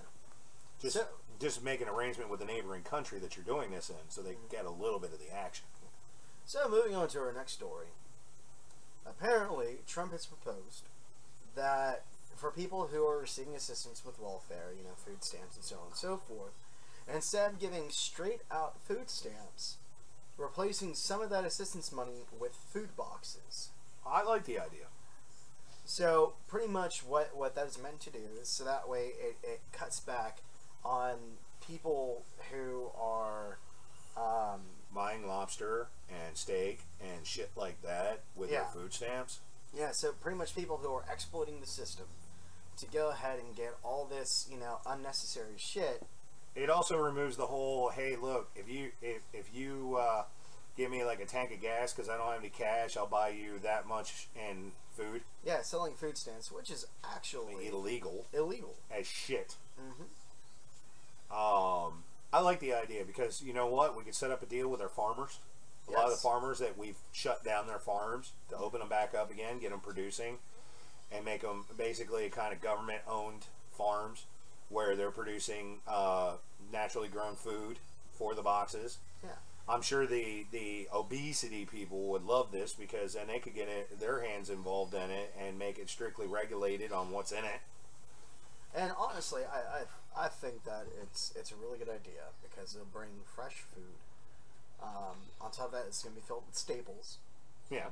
Not the kind of shit that you use to fucking put, you know, fucking pieces of paper together, but you know, stuff that'll last. And Anthony, that Dark Sun, that's not really people that's not really what we're talking about when we're talking about like trading and stuff like that. If you use a little bit of your food stamps to buy somebody in need something, I don't think anybody gives a shit about that. Yeah.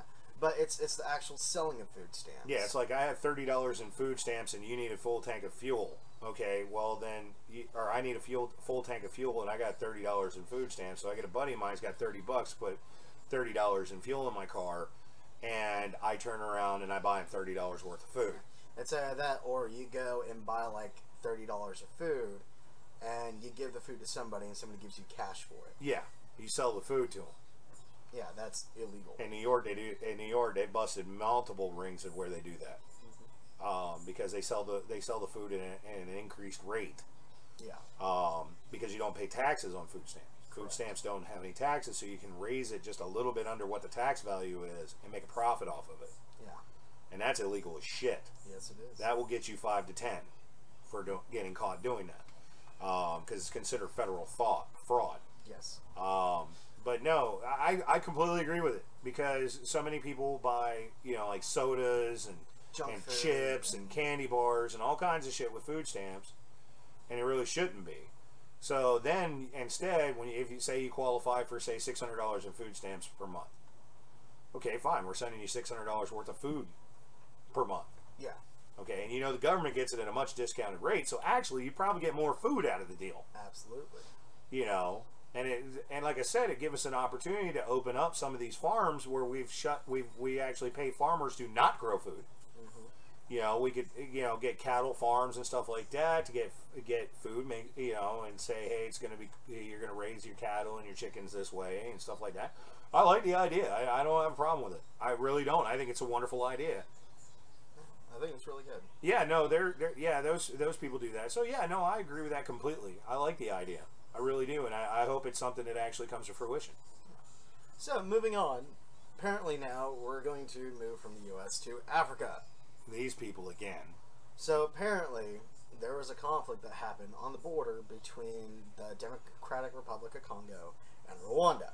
Don't they have, like, there's, like, so many fucking movies involving this exact same thing constantly. Hotel Rwanda and all that shit. There was one I was watching the other day where it started off where they captured the fucking, like, the Secretary of State or something for Rwanda and tortured him, and then the guy just walks in and shoots him right in the fucking head, and I'm like, what the hell movie am I watching? Yeah. So apparently 5 Congolese soldiers were killed by the Rwandan army on the border between the two countries. The way that they're saying it is that these Congolese soldiers, you know, heard, you know, just thought that they were going against, you know, one of the rebel groups, which apparently there's a shit ton of rebel groups in this area. So they thought that they were fighting them, so, you know, they started taking fire and they started returning fire. The Rwandan army, on the other hand, was like, oh yeah, well, these Congolese soldiers, you know, were encroaching on our encampment. And, you know, they tried to go ahead and overrun us and kill us, so we decided to kill them first. So it's typical shit that's been going on there forever. Pretty much. Because those two countries do not get along whatsoever. No, they don't. And, you know, they've had a civil war going on for who knows longer than I've been alive. Yeah. You know, I'm the oldest person in the room. So ain't not a single person been here that's in this room has been alive when there was actual legitimate peace between them. Yeah. So that might be... Wasn't Last King of Scotland also that too? Yes. That's what I thought. Yeah, Last King of Scotland. The Last King of, that had what's his name? Forrest Whitaker. Forrest Whitaker in it. Yeah, that was about that whole shit too. I think. Yes, it was. You know, there's been all kinds of movies about this shit. Hotel Rwanda with Don Cheadle. Yeah. A couple of others too. Yeah, like I said, that Tears of the Sun. I think that was the movie I was watching because that's what came up as a suggestion after I finished watching Full Metal Jacket. Yeah, Tears of the Sun. That because it starts off with the guy who played not Iron Man but the other character. War Machine. War Machine. That's Don Cheadle. Yeah, but it had him on there where he was like the Secretary of State or something for Rwanda. Yeah. And they captured him. There was explosions that went off in a city square, and he got pulled out of the cab. They took him into a room, torture him, and then a guy walks in and shoots him right in the fucking head. Yeah, I think that was Tears of the Sun. Yeah, so it's like you realize you're fucked up if a large majority of movies are made specifically about your conflict. Yes. You know, at some point in the world, we hope that cooler heads one day get in charge of both those countries and they figure out how to fix this shit. So, speaking of coolers. Moving on to our next story. Apparently, a man in New Zealand was fined for riding his beer cooler drunk. Yeah, evidently what this guy did, and it's not something new, because I remember I bought my ex-mother-in-law a moped. No, this was done on a moped, but I bought her one. I forgot what it's called. It was a cooler that legitimately had a battery and a motor in it and wheels. Yeah. Had a little steering device on the front of it, looked like a scooter handle, and you could get on it and you could ride your cooler around. I mean, these aren't new. I mean, tailgating parties at NASCAR events, they've been doing this shit for years. Yeah.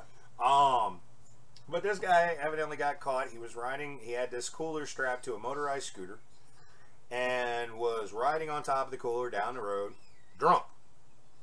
It's, which that seems to be a recurring thing everywhere you go. There's rednecks somewhere, especially in New Zealand. Overflow island for the prison population in Australia when the British started using it. Yes. But anyway, he got busted for being DUI on a cooler strapped to a motorized scooter. It reminds me of the one video that made the rounds. The guy got busted for DUI, lost his license, so then decides he needs beer, so he takes his riding lawnmower, and then ties off a shopping cart to it that's loaded with beer, and is riding down the road, and the county sheriff caught him. And he was drunk while he was driving the riding lawnmower. So people are idiots. But they are creative idiots. Yeah, hey, I have to say, I would have gotten a fucking laugh out of it. If I was the cop and I saw that shit, I'd have laughed my head. I would have followed him for like a mile, just laughing my fucking head off. The cop then probably busted did. him. The cop probably did. No, the cop was just sitting there, and you see the lawnmower ride by with the shopping cart attached to the back of it, full of beer. And the cop's response was, "What the hell?" And he comes out, pulls him over, and the cop, he gets an award for keeping himself composed, because I would have lost my shit. Yeah. I'd have laughed my ass off at him. And of course not, because remember, we ran a story at the beginning of the year with dumb things, and that woman got busted for DUI on a horse. Yeah. In Florida. Yeah, in Florida. I mean, it's...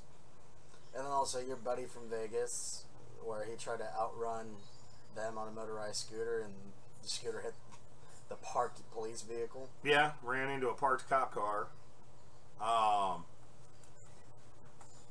So people are just dumb. When alcohol gets involved, human beings do some dumb shit.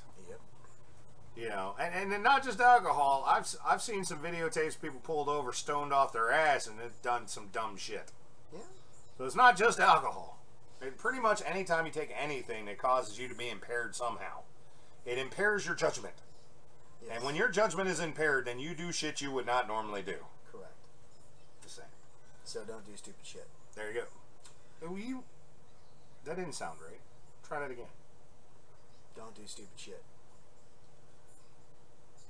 Do you no energy whatsoever or something? I'm tired. Don't do stupid shit! There you go. Alright. So, moving I only on. slept like 4 hours. I'm good. Yeah. So, I moving hate on. me sometimes. I want to sleep in. So, a city in Japan uses emergency system to recall 4 packages of blowfish meat. I fell asleep on you when you looked this up, so you're gonna have to tell me a story. I didn't get any. Catch it at all. Apparently, a lot of people know that blowfish is poisonous. Yes, in fact, it's a delicacy. It is a delicacy. It's called fugu. Yes. So, I want to try it. in order for you to actually process and serve fugu, you need to have a license. Yes, I do don't this. doubt it. You're feeding them something that could kill them. So, the poisonous part of the blowfish is the liver. That's where all the toxins are at. Mm-hmm. Makes sense. Well, apparently, this store, when they process and package, these sort of blowfish meat, 5 packages were found to have been contaminated with pieces of blowfish liver. So when they found one of them that was part of the lot, which there's only 5 packages in this lot, they went ahead and used the emergency broadcasting system in this city to go ahead and recall the other 4 packages. It makes sense because you could have something out there that's going to kill fucking people. Exactly.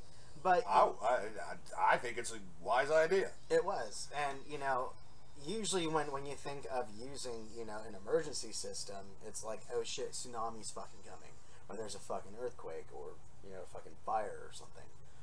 Well, these people, the government made a snap decision, be like, oh shit, this is something that's going to be really bad. So they went ahead and used it, and they got all the other 4 packages back within about 20 minutes. Yeah, no shit. So when they went ahead and talked to the store saying, hey, so what are you going to do to make sure this doesn't happen again? The store immediately said, we are no longer going to sell blowfish. Period. Period. We're done. We're out of the business. We're done. We just caused a national emergency. We're done. Yeah. Although it does give you a lot of free press. It really does. So you might have advertising. Yeah, there you go. Hey, even bad press is still press. Yes. So anyway, ladies and gentlemen, on Facebook, even though there's nobody there, I'm shutting this down now. So if you want to hear the rest of the story, you need to go to YouTube, look up the Raj and Rich Show, and come over to YouTube and check out the rest of it. All right, bye. Like nobody even watched. Not a single person. Yeah, it's all right. It makes me wonder if it was even going. It was. It says it was. You went on for an hour and 37 minutes. Post your video so other people can watch it. Okay, sure. Go ahead. Okay. All right. So moving on to our next story. And this one you kind of got a kick out of. I did get a kick out of this. I woke back up. Yes, he woke back up and listened to it. You got to understand, when you're putting together stories that late at night, and I've been up since 4:30 in the morning to go to work. Yeah. I'm on E after about 10 o'clock. This is very true. Sorry. So, apparently, there was a fireman who was skiing in New York. He went missing. 6 days later, ended up in Sacramento, California. That's a hell of a fucking... I tell you what, he was skiing pretty fucking fast. So, apparently... Because it takes me 4 days to drive from the East Coast to the West Coast. So, the way he got found out, the way that he was found, was when he got to Sacramento, he went ahead, bought an iPhone, called his wife, called her by a nickname, and that's when she immediately realized who it was. Told her exactly where he was, and that's when, he went and talked to the sheriffs over there, and now I believe that he's back home. Apparently, when they were interviewing him, what he said was, he thinks he got a head injury.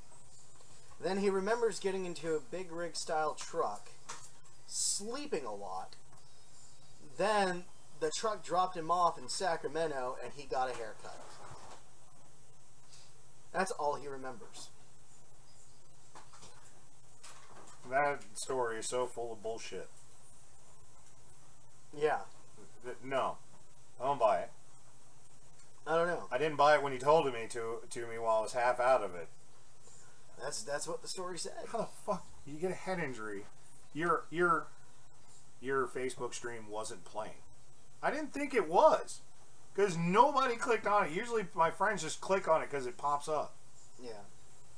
That's weird. I really didn't think. I think Facebook, because we started talking about things that Facebook didn't like. I probably stopped it. It probably said, no, we're not going to show this. So Those bastards. now people are gonna see it, and I was gonna say I'm willing to bet something happened and it didn't go, because it's there. Like every time I go, It's there. It's there now, so then people can watch it.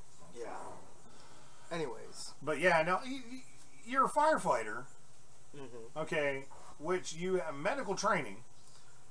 Oh wait. There is a part that we did miss. He's from Toronto. The Canadian Fire still has medical training, so you know you got a head injury. At some point, you're aware that you are not where you need to be, and you have a head injury. Is that not the moment to alert the truck driver? And how does a truck driver not know you're there? Did he climb into the box? I don't know. Or was he in the cab? If he's in the cab, that right there tells me bullshit, because as a truck driver, I get into my truck and next thing I know, there's a dude in a ski outfit in the back of my truck. I'm like, get the fuck out! Well, apparently when he was found in Sacramento, he was still wearing ski clothes. Well, no shit. He probably didn't get a head injury. He took a change of clothes with him. Maybe. No, I don't know. There's something about this is a load of shit, and I think we'll find out later. This guy actually got on a plane, flew, went and met his mistress, and fucked her, and then somebody caught him there. Probably. So, moving on to our next story. I know that you got a real kick out of this. I did get a real kick out of this, because I'm like, I wish somebody would do this shit with me. So, a lawyer in Dortmund, Germany was being stalked with food deliveries. Yeah, somebody was sending him fucking food. So, apparently this lawyer, whose first name is Guido, That's even better. received... Fucking Guido over here. That guy will fuck... He'll either win your fucking case or fucking knock somebody fucking stupid. Received over 100 pizzas during this whole stalking incident. Over what was the period of time? I think it was like a month. 100 pizzas over a month. Then, apparently, the stalker decided to have a change of preference for food and started sending him sushi and Greek food and a bunch of other stuff. And who was the stalker? They don't know.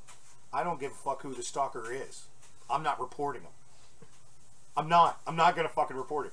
I will sit there and joke about it at work on, you're not gonna believe this, but some moron keeps stalking me and sending me fucking food. Y'all want to come over to the house? I'm pretty sure tonight is sushi night, guys.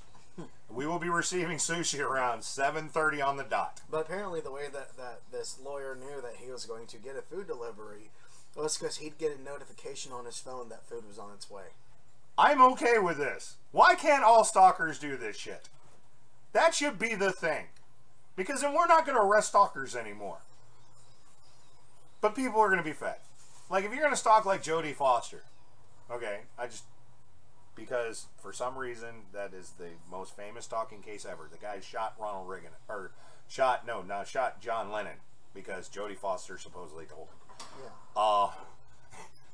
And you just start sending her food from an established, legitimate restaurant that delivers it. Yeah. Do you think they're going to report you at that point for stalking? Nope. No. But apparently, at least no person with any, no normal human being is going to, like, I got free food, I better call the cops. Well, apparently, fuck no. This lawyer's getting pissed off and he's trying to file a suit against this person, but doesn't know who it is. But... Sorry, I utilized my send food to one person a week thing yesterday with Harley. So, apparently what's going on... Excuse me. Apparently this lawyer's getting pissed off and trying to file a suit because of the frequency of the deliveries, and it's keeping him from doing his job. How? Don't know. Is it showing up when he's not at home? No, it's being delivered to his office. So? I'm not really hungry, Bob. You want this? I'm guessing it's not really 3 squares a day. I think it's probably excessive. Yeah. I mean... Who cares? Usually a lot of these places have homeless people somewhere nearby. Yeah, sometimes. You just take the food, run, hey, Crazy Sam, here, have some sushi. Yeah, so Guido's getting pissed off. He's getting too much pizza. Somebody's gonna get a fucking baseball bat upside the fucking head. First of all, I've never heard of a German guy named Guido. I've heard of a lot of New Yorkers I don't think named Guido. I don't think he's a German guy named Guido. I think he's just a guy named Guido who lives in Germany. I'm pretty sure, because I don't think Guido is a German name. It's definitely not Germanic. Okay, no, it's not Germanic. It's Italian or American Italian. Yes. So, moving on to our next story. Yes, you're right, Dark Sun. I would like to have a food stalker. I would be okay with this. So, apparently in Burley, Idaho, a rampaging where they make potatoes. A rampaging bull placed a school on lockdown. That will probably be on the next thing that involves gun violence, because somebody probably had a gun on him when they were trying to get the bull. Yeah. So that'll be the next thing about the active school shootings. Yeah. So apparently this Black Angus bull escaped from an auction house, decided to go on a rampage throughout the town, started stomping over signs and charging at people and yada yada yada. Bulls do that when they get loose. Yeah. So apparently, because the bull went over school grounds, they placed the school on lockdown for 15 minutes. Do you blame them? No, not at all. But the bull was eventually put down because the deputies could not go ahead and capture it, so they shot and killed the bull. Did they shoot and kill the bull in the school? No, they did not. Oh, okay, so we can't count that as a school shooting. They shooting. did it away from the school to make sure that it did not correlate with anything, Safety-wise for the children. Exactly. Because, you're talking about a 2-ton fucking animal that's going on a rampage. Because your average bull weighs in and around about almost 4,000 pounds. Just about. Okay. So, you're talking about a 2-ton fucking animal going on a rampage. And kids in schools, you've seen our kids. Yes, you do have some obese ones, but a lot of these are little skinny motherfuckers. Yeah. And a 2-ton fucking animal ain't gonna give a shit about your little skinny ass. On Fort Hood, it doesn't matter if it's male or female. Those bitches just chase you. Yeah, they do. Yeah. I got chased by one in our BSA, in our talk. One that put our site on lockdown because it kept running after people who walked out the door. Oh no, we were sitting there running gate duty one night. I'll tell you this story. Okay, we're on gate, and one of the few times that me and the commo department were actually in the BSA. Okay, one of the few times, because usually we were constantly out in the field fixing communication equipment, because then jarheads, those freaking grunts don't know how to operate communications equipment. Because we were support unit for 3 different forward infantry units. They don't know how to operate communications equipment. Yeah. Okay. One night we happened to be back, and of course, instead of letting us have the evening to rest, they immediately put us on gate guard. So we got these little foxholes and shit next to the fucking gate, and we're just sitting there hanging out, fucking doing nothing, because Op 4 was not coming after us during this operation. Okay, there was no Op 4 was only going after infantry; they weren't going after us. That was the rules of engagement. So we were safe. We didn't even need fucking gate. But we had it anyway. Our commander said, "Hey, we're going to do this anyhow." Oh, okay. I disagreed with him, but I'm like, all right, whatever. We're sitting there. I'm in the foxhole, and I got one of my commo kids with me. He's a poor little private. He's went straight from Fort Gordon to Fort Hood. Sucks to be him. Oh. And so we're sitting there, and we're actually legitimately, we've got our chem lights on our helmets. We're playing fucking cards in the foxhole.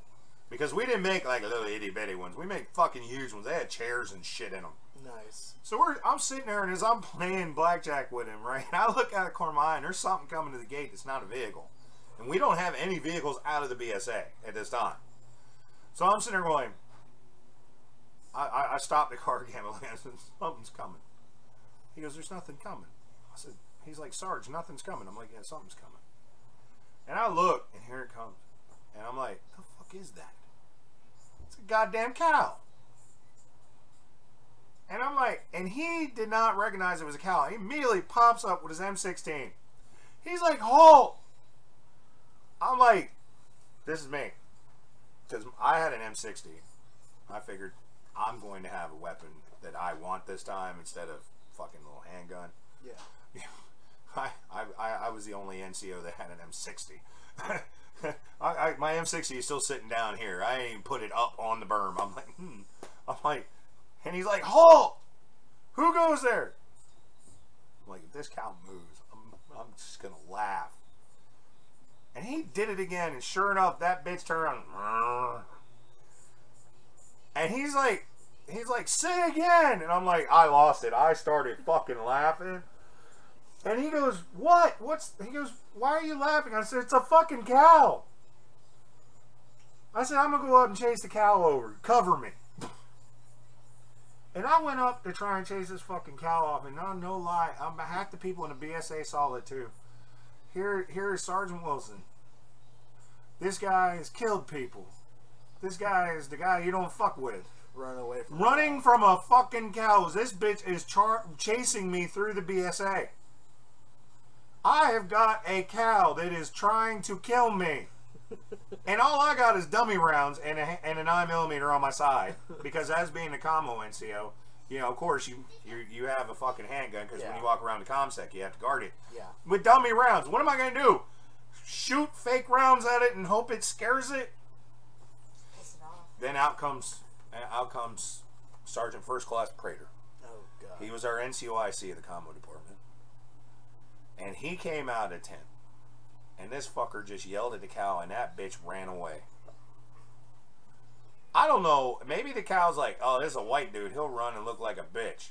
But then out comes almost a 7-foot-tall black man yelling at me. I'm fucking running away. I don't know what it was. And Sergeant, they would not let me live that shit down for months.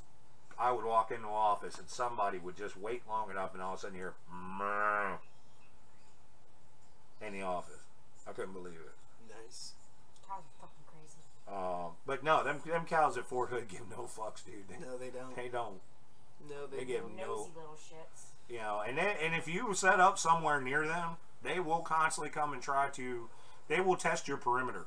Yes. We had one that actually got a hold of the barbed wire, the wire around the BSA, and started dragging it off.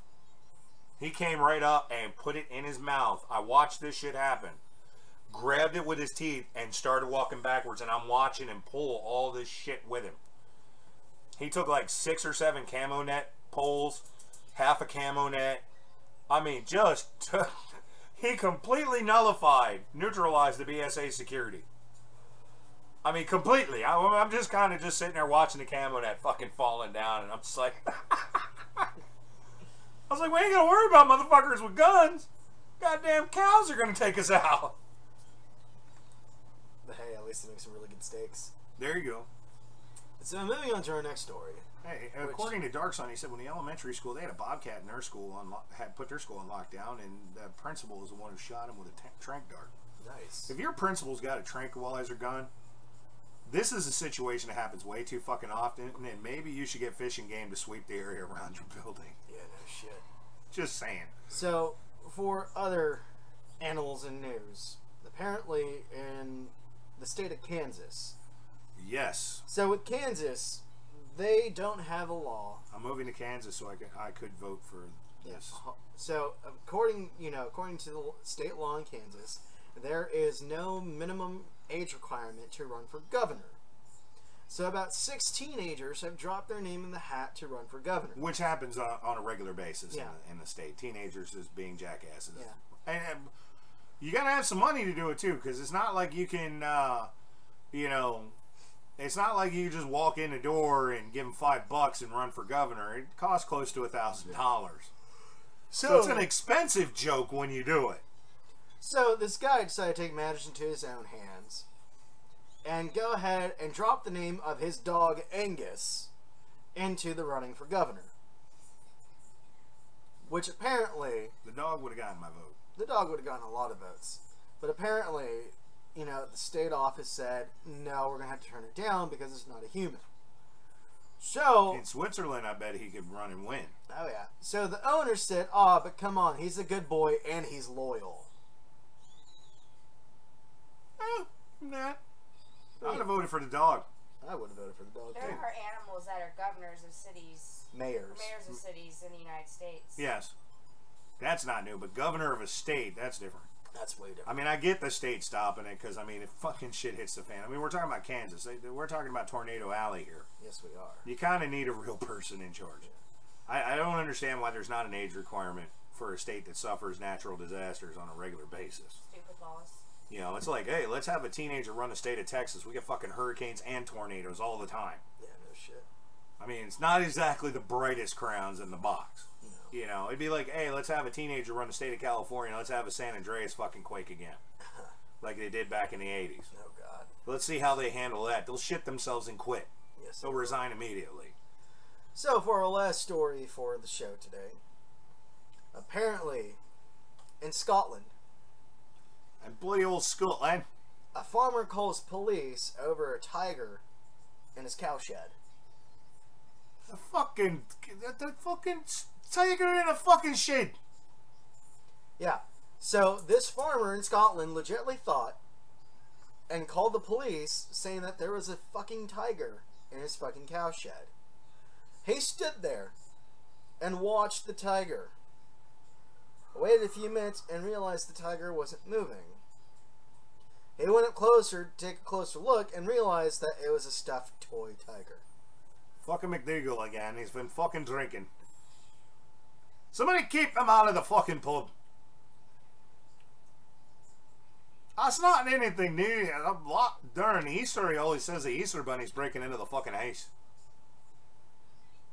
I heard something about Easter Bunny and ice. I said house, not ice. It sounded like ice. That's not. That's house. You know, Ice. that fucking place you move into. You know, where you live for a while, that's a house. Ice? No! How's that weirdo that runs this kingdom? Yeah. House. Roof, walls, bad. House. That's what I said. Why are you saying it and say that? That's a house. Okay. Alright. But anyway, don't, anytime fucking McDougal calls you and says he sees some strange shit, immediately call his wife. Tell him to put him to bed. He's been drinking again. Clean out Lee. Every fucking team. He calls me on the phone. He's like, oh, I've got an elephant. No, you don't. Your ass been fucking drinking again. Well, there is that. Well, then stop drinking. I don't know what the fuck you're drinking. Every time I get drunk, I don't see strange wild animals that should not be in my fucking country there. It's just the hair of the dog. Nay. Now, there's sheep there, but they run. Yeah, that too. I have Velcro gloves, you know. This is saying, it helps hurt them. One tries to go running away, just, and there they go. That's the only thing they're used for, I swear. By Christ, I swear it. So, do you know how the Australians practice safe sex? Hey. By marking an X on the sheep that kick. You know why zippers aren't, they don't have zippers on kilts? Why? Because sheep will hear them coming. That too. Well, I guess that's the show. That is a show. Hey. Now, before we go ahead and go, we do want to say that we are currently at 51 subscribers. 52. 52 subscribers. We're at 52 subscribers. 52 subscribers. We're just past the halfway mark.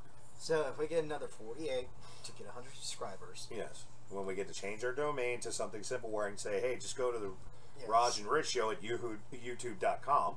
Not you. No, youtube.com/RNR Roger Rip Show. Yeah, youtube.com/Raj and Rich show. Yeah. And then we'll also be doing a giveaway for a brand new Toyota. Yes, that's right. Brand new. So you got to get the subscribers. Get your friends. If you want to win, that's the only way we're doing a drawing. If we don't get to 100, we don't do the drawing. Period. Yes. And there's no stupid rules, regulations, or anything like that where if you're in this state we have to charge you taxes and all this other shit. Correct. We got it all covered. We'll just send it to you. Mm-hmm. All right, so there you go. So we need to get 48 more. 48 more. And then there we are. And then we have to be a lot more careful about the shit we have sitting on the table. Because when you get to 100, they start paying attention. Well, actually, technically, right now, we can go ahead and start making money off this show. You know that, right? We could by getting advertising. Yes. As long as it's advertising we believe in. Correct. If it's shit I don't believe in, I don't want them advertising on our channel. Correct. Like, I don't believe in natural ice. Horrible shit. Nobody should drink it. Yeah. So let's not fucking get something like that as an advertiser. No. Now, condoms? Absolutely. Tampons. How'd you get them on the show? Well, I pulled a few strings. Things like that. I'm for that. If a company that makes dildos wants to advertise on our channel, I'm okay with this. I like knives and guns. It violates community standards to have a dildo manufacturer advertise on your channel. It is phallic in nature. They don't have to show pictures of it. It's just like I wouldn't mind getting Life Go to a Forms. dildo and get a goddamn corkscrew. That's not gonna be fun. Life Forms International to sponsor. They're the ones that make the Fleshlight right out of Austin, Texas. I know. I deliver pallets of lubricant to them. That would do it.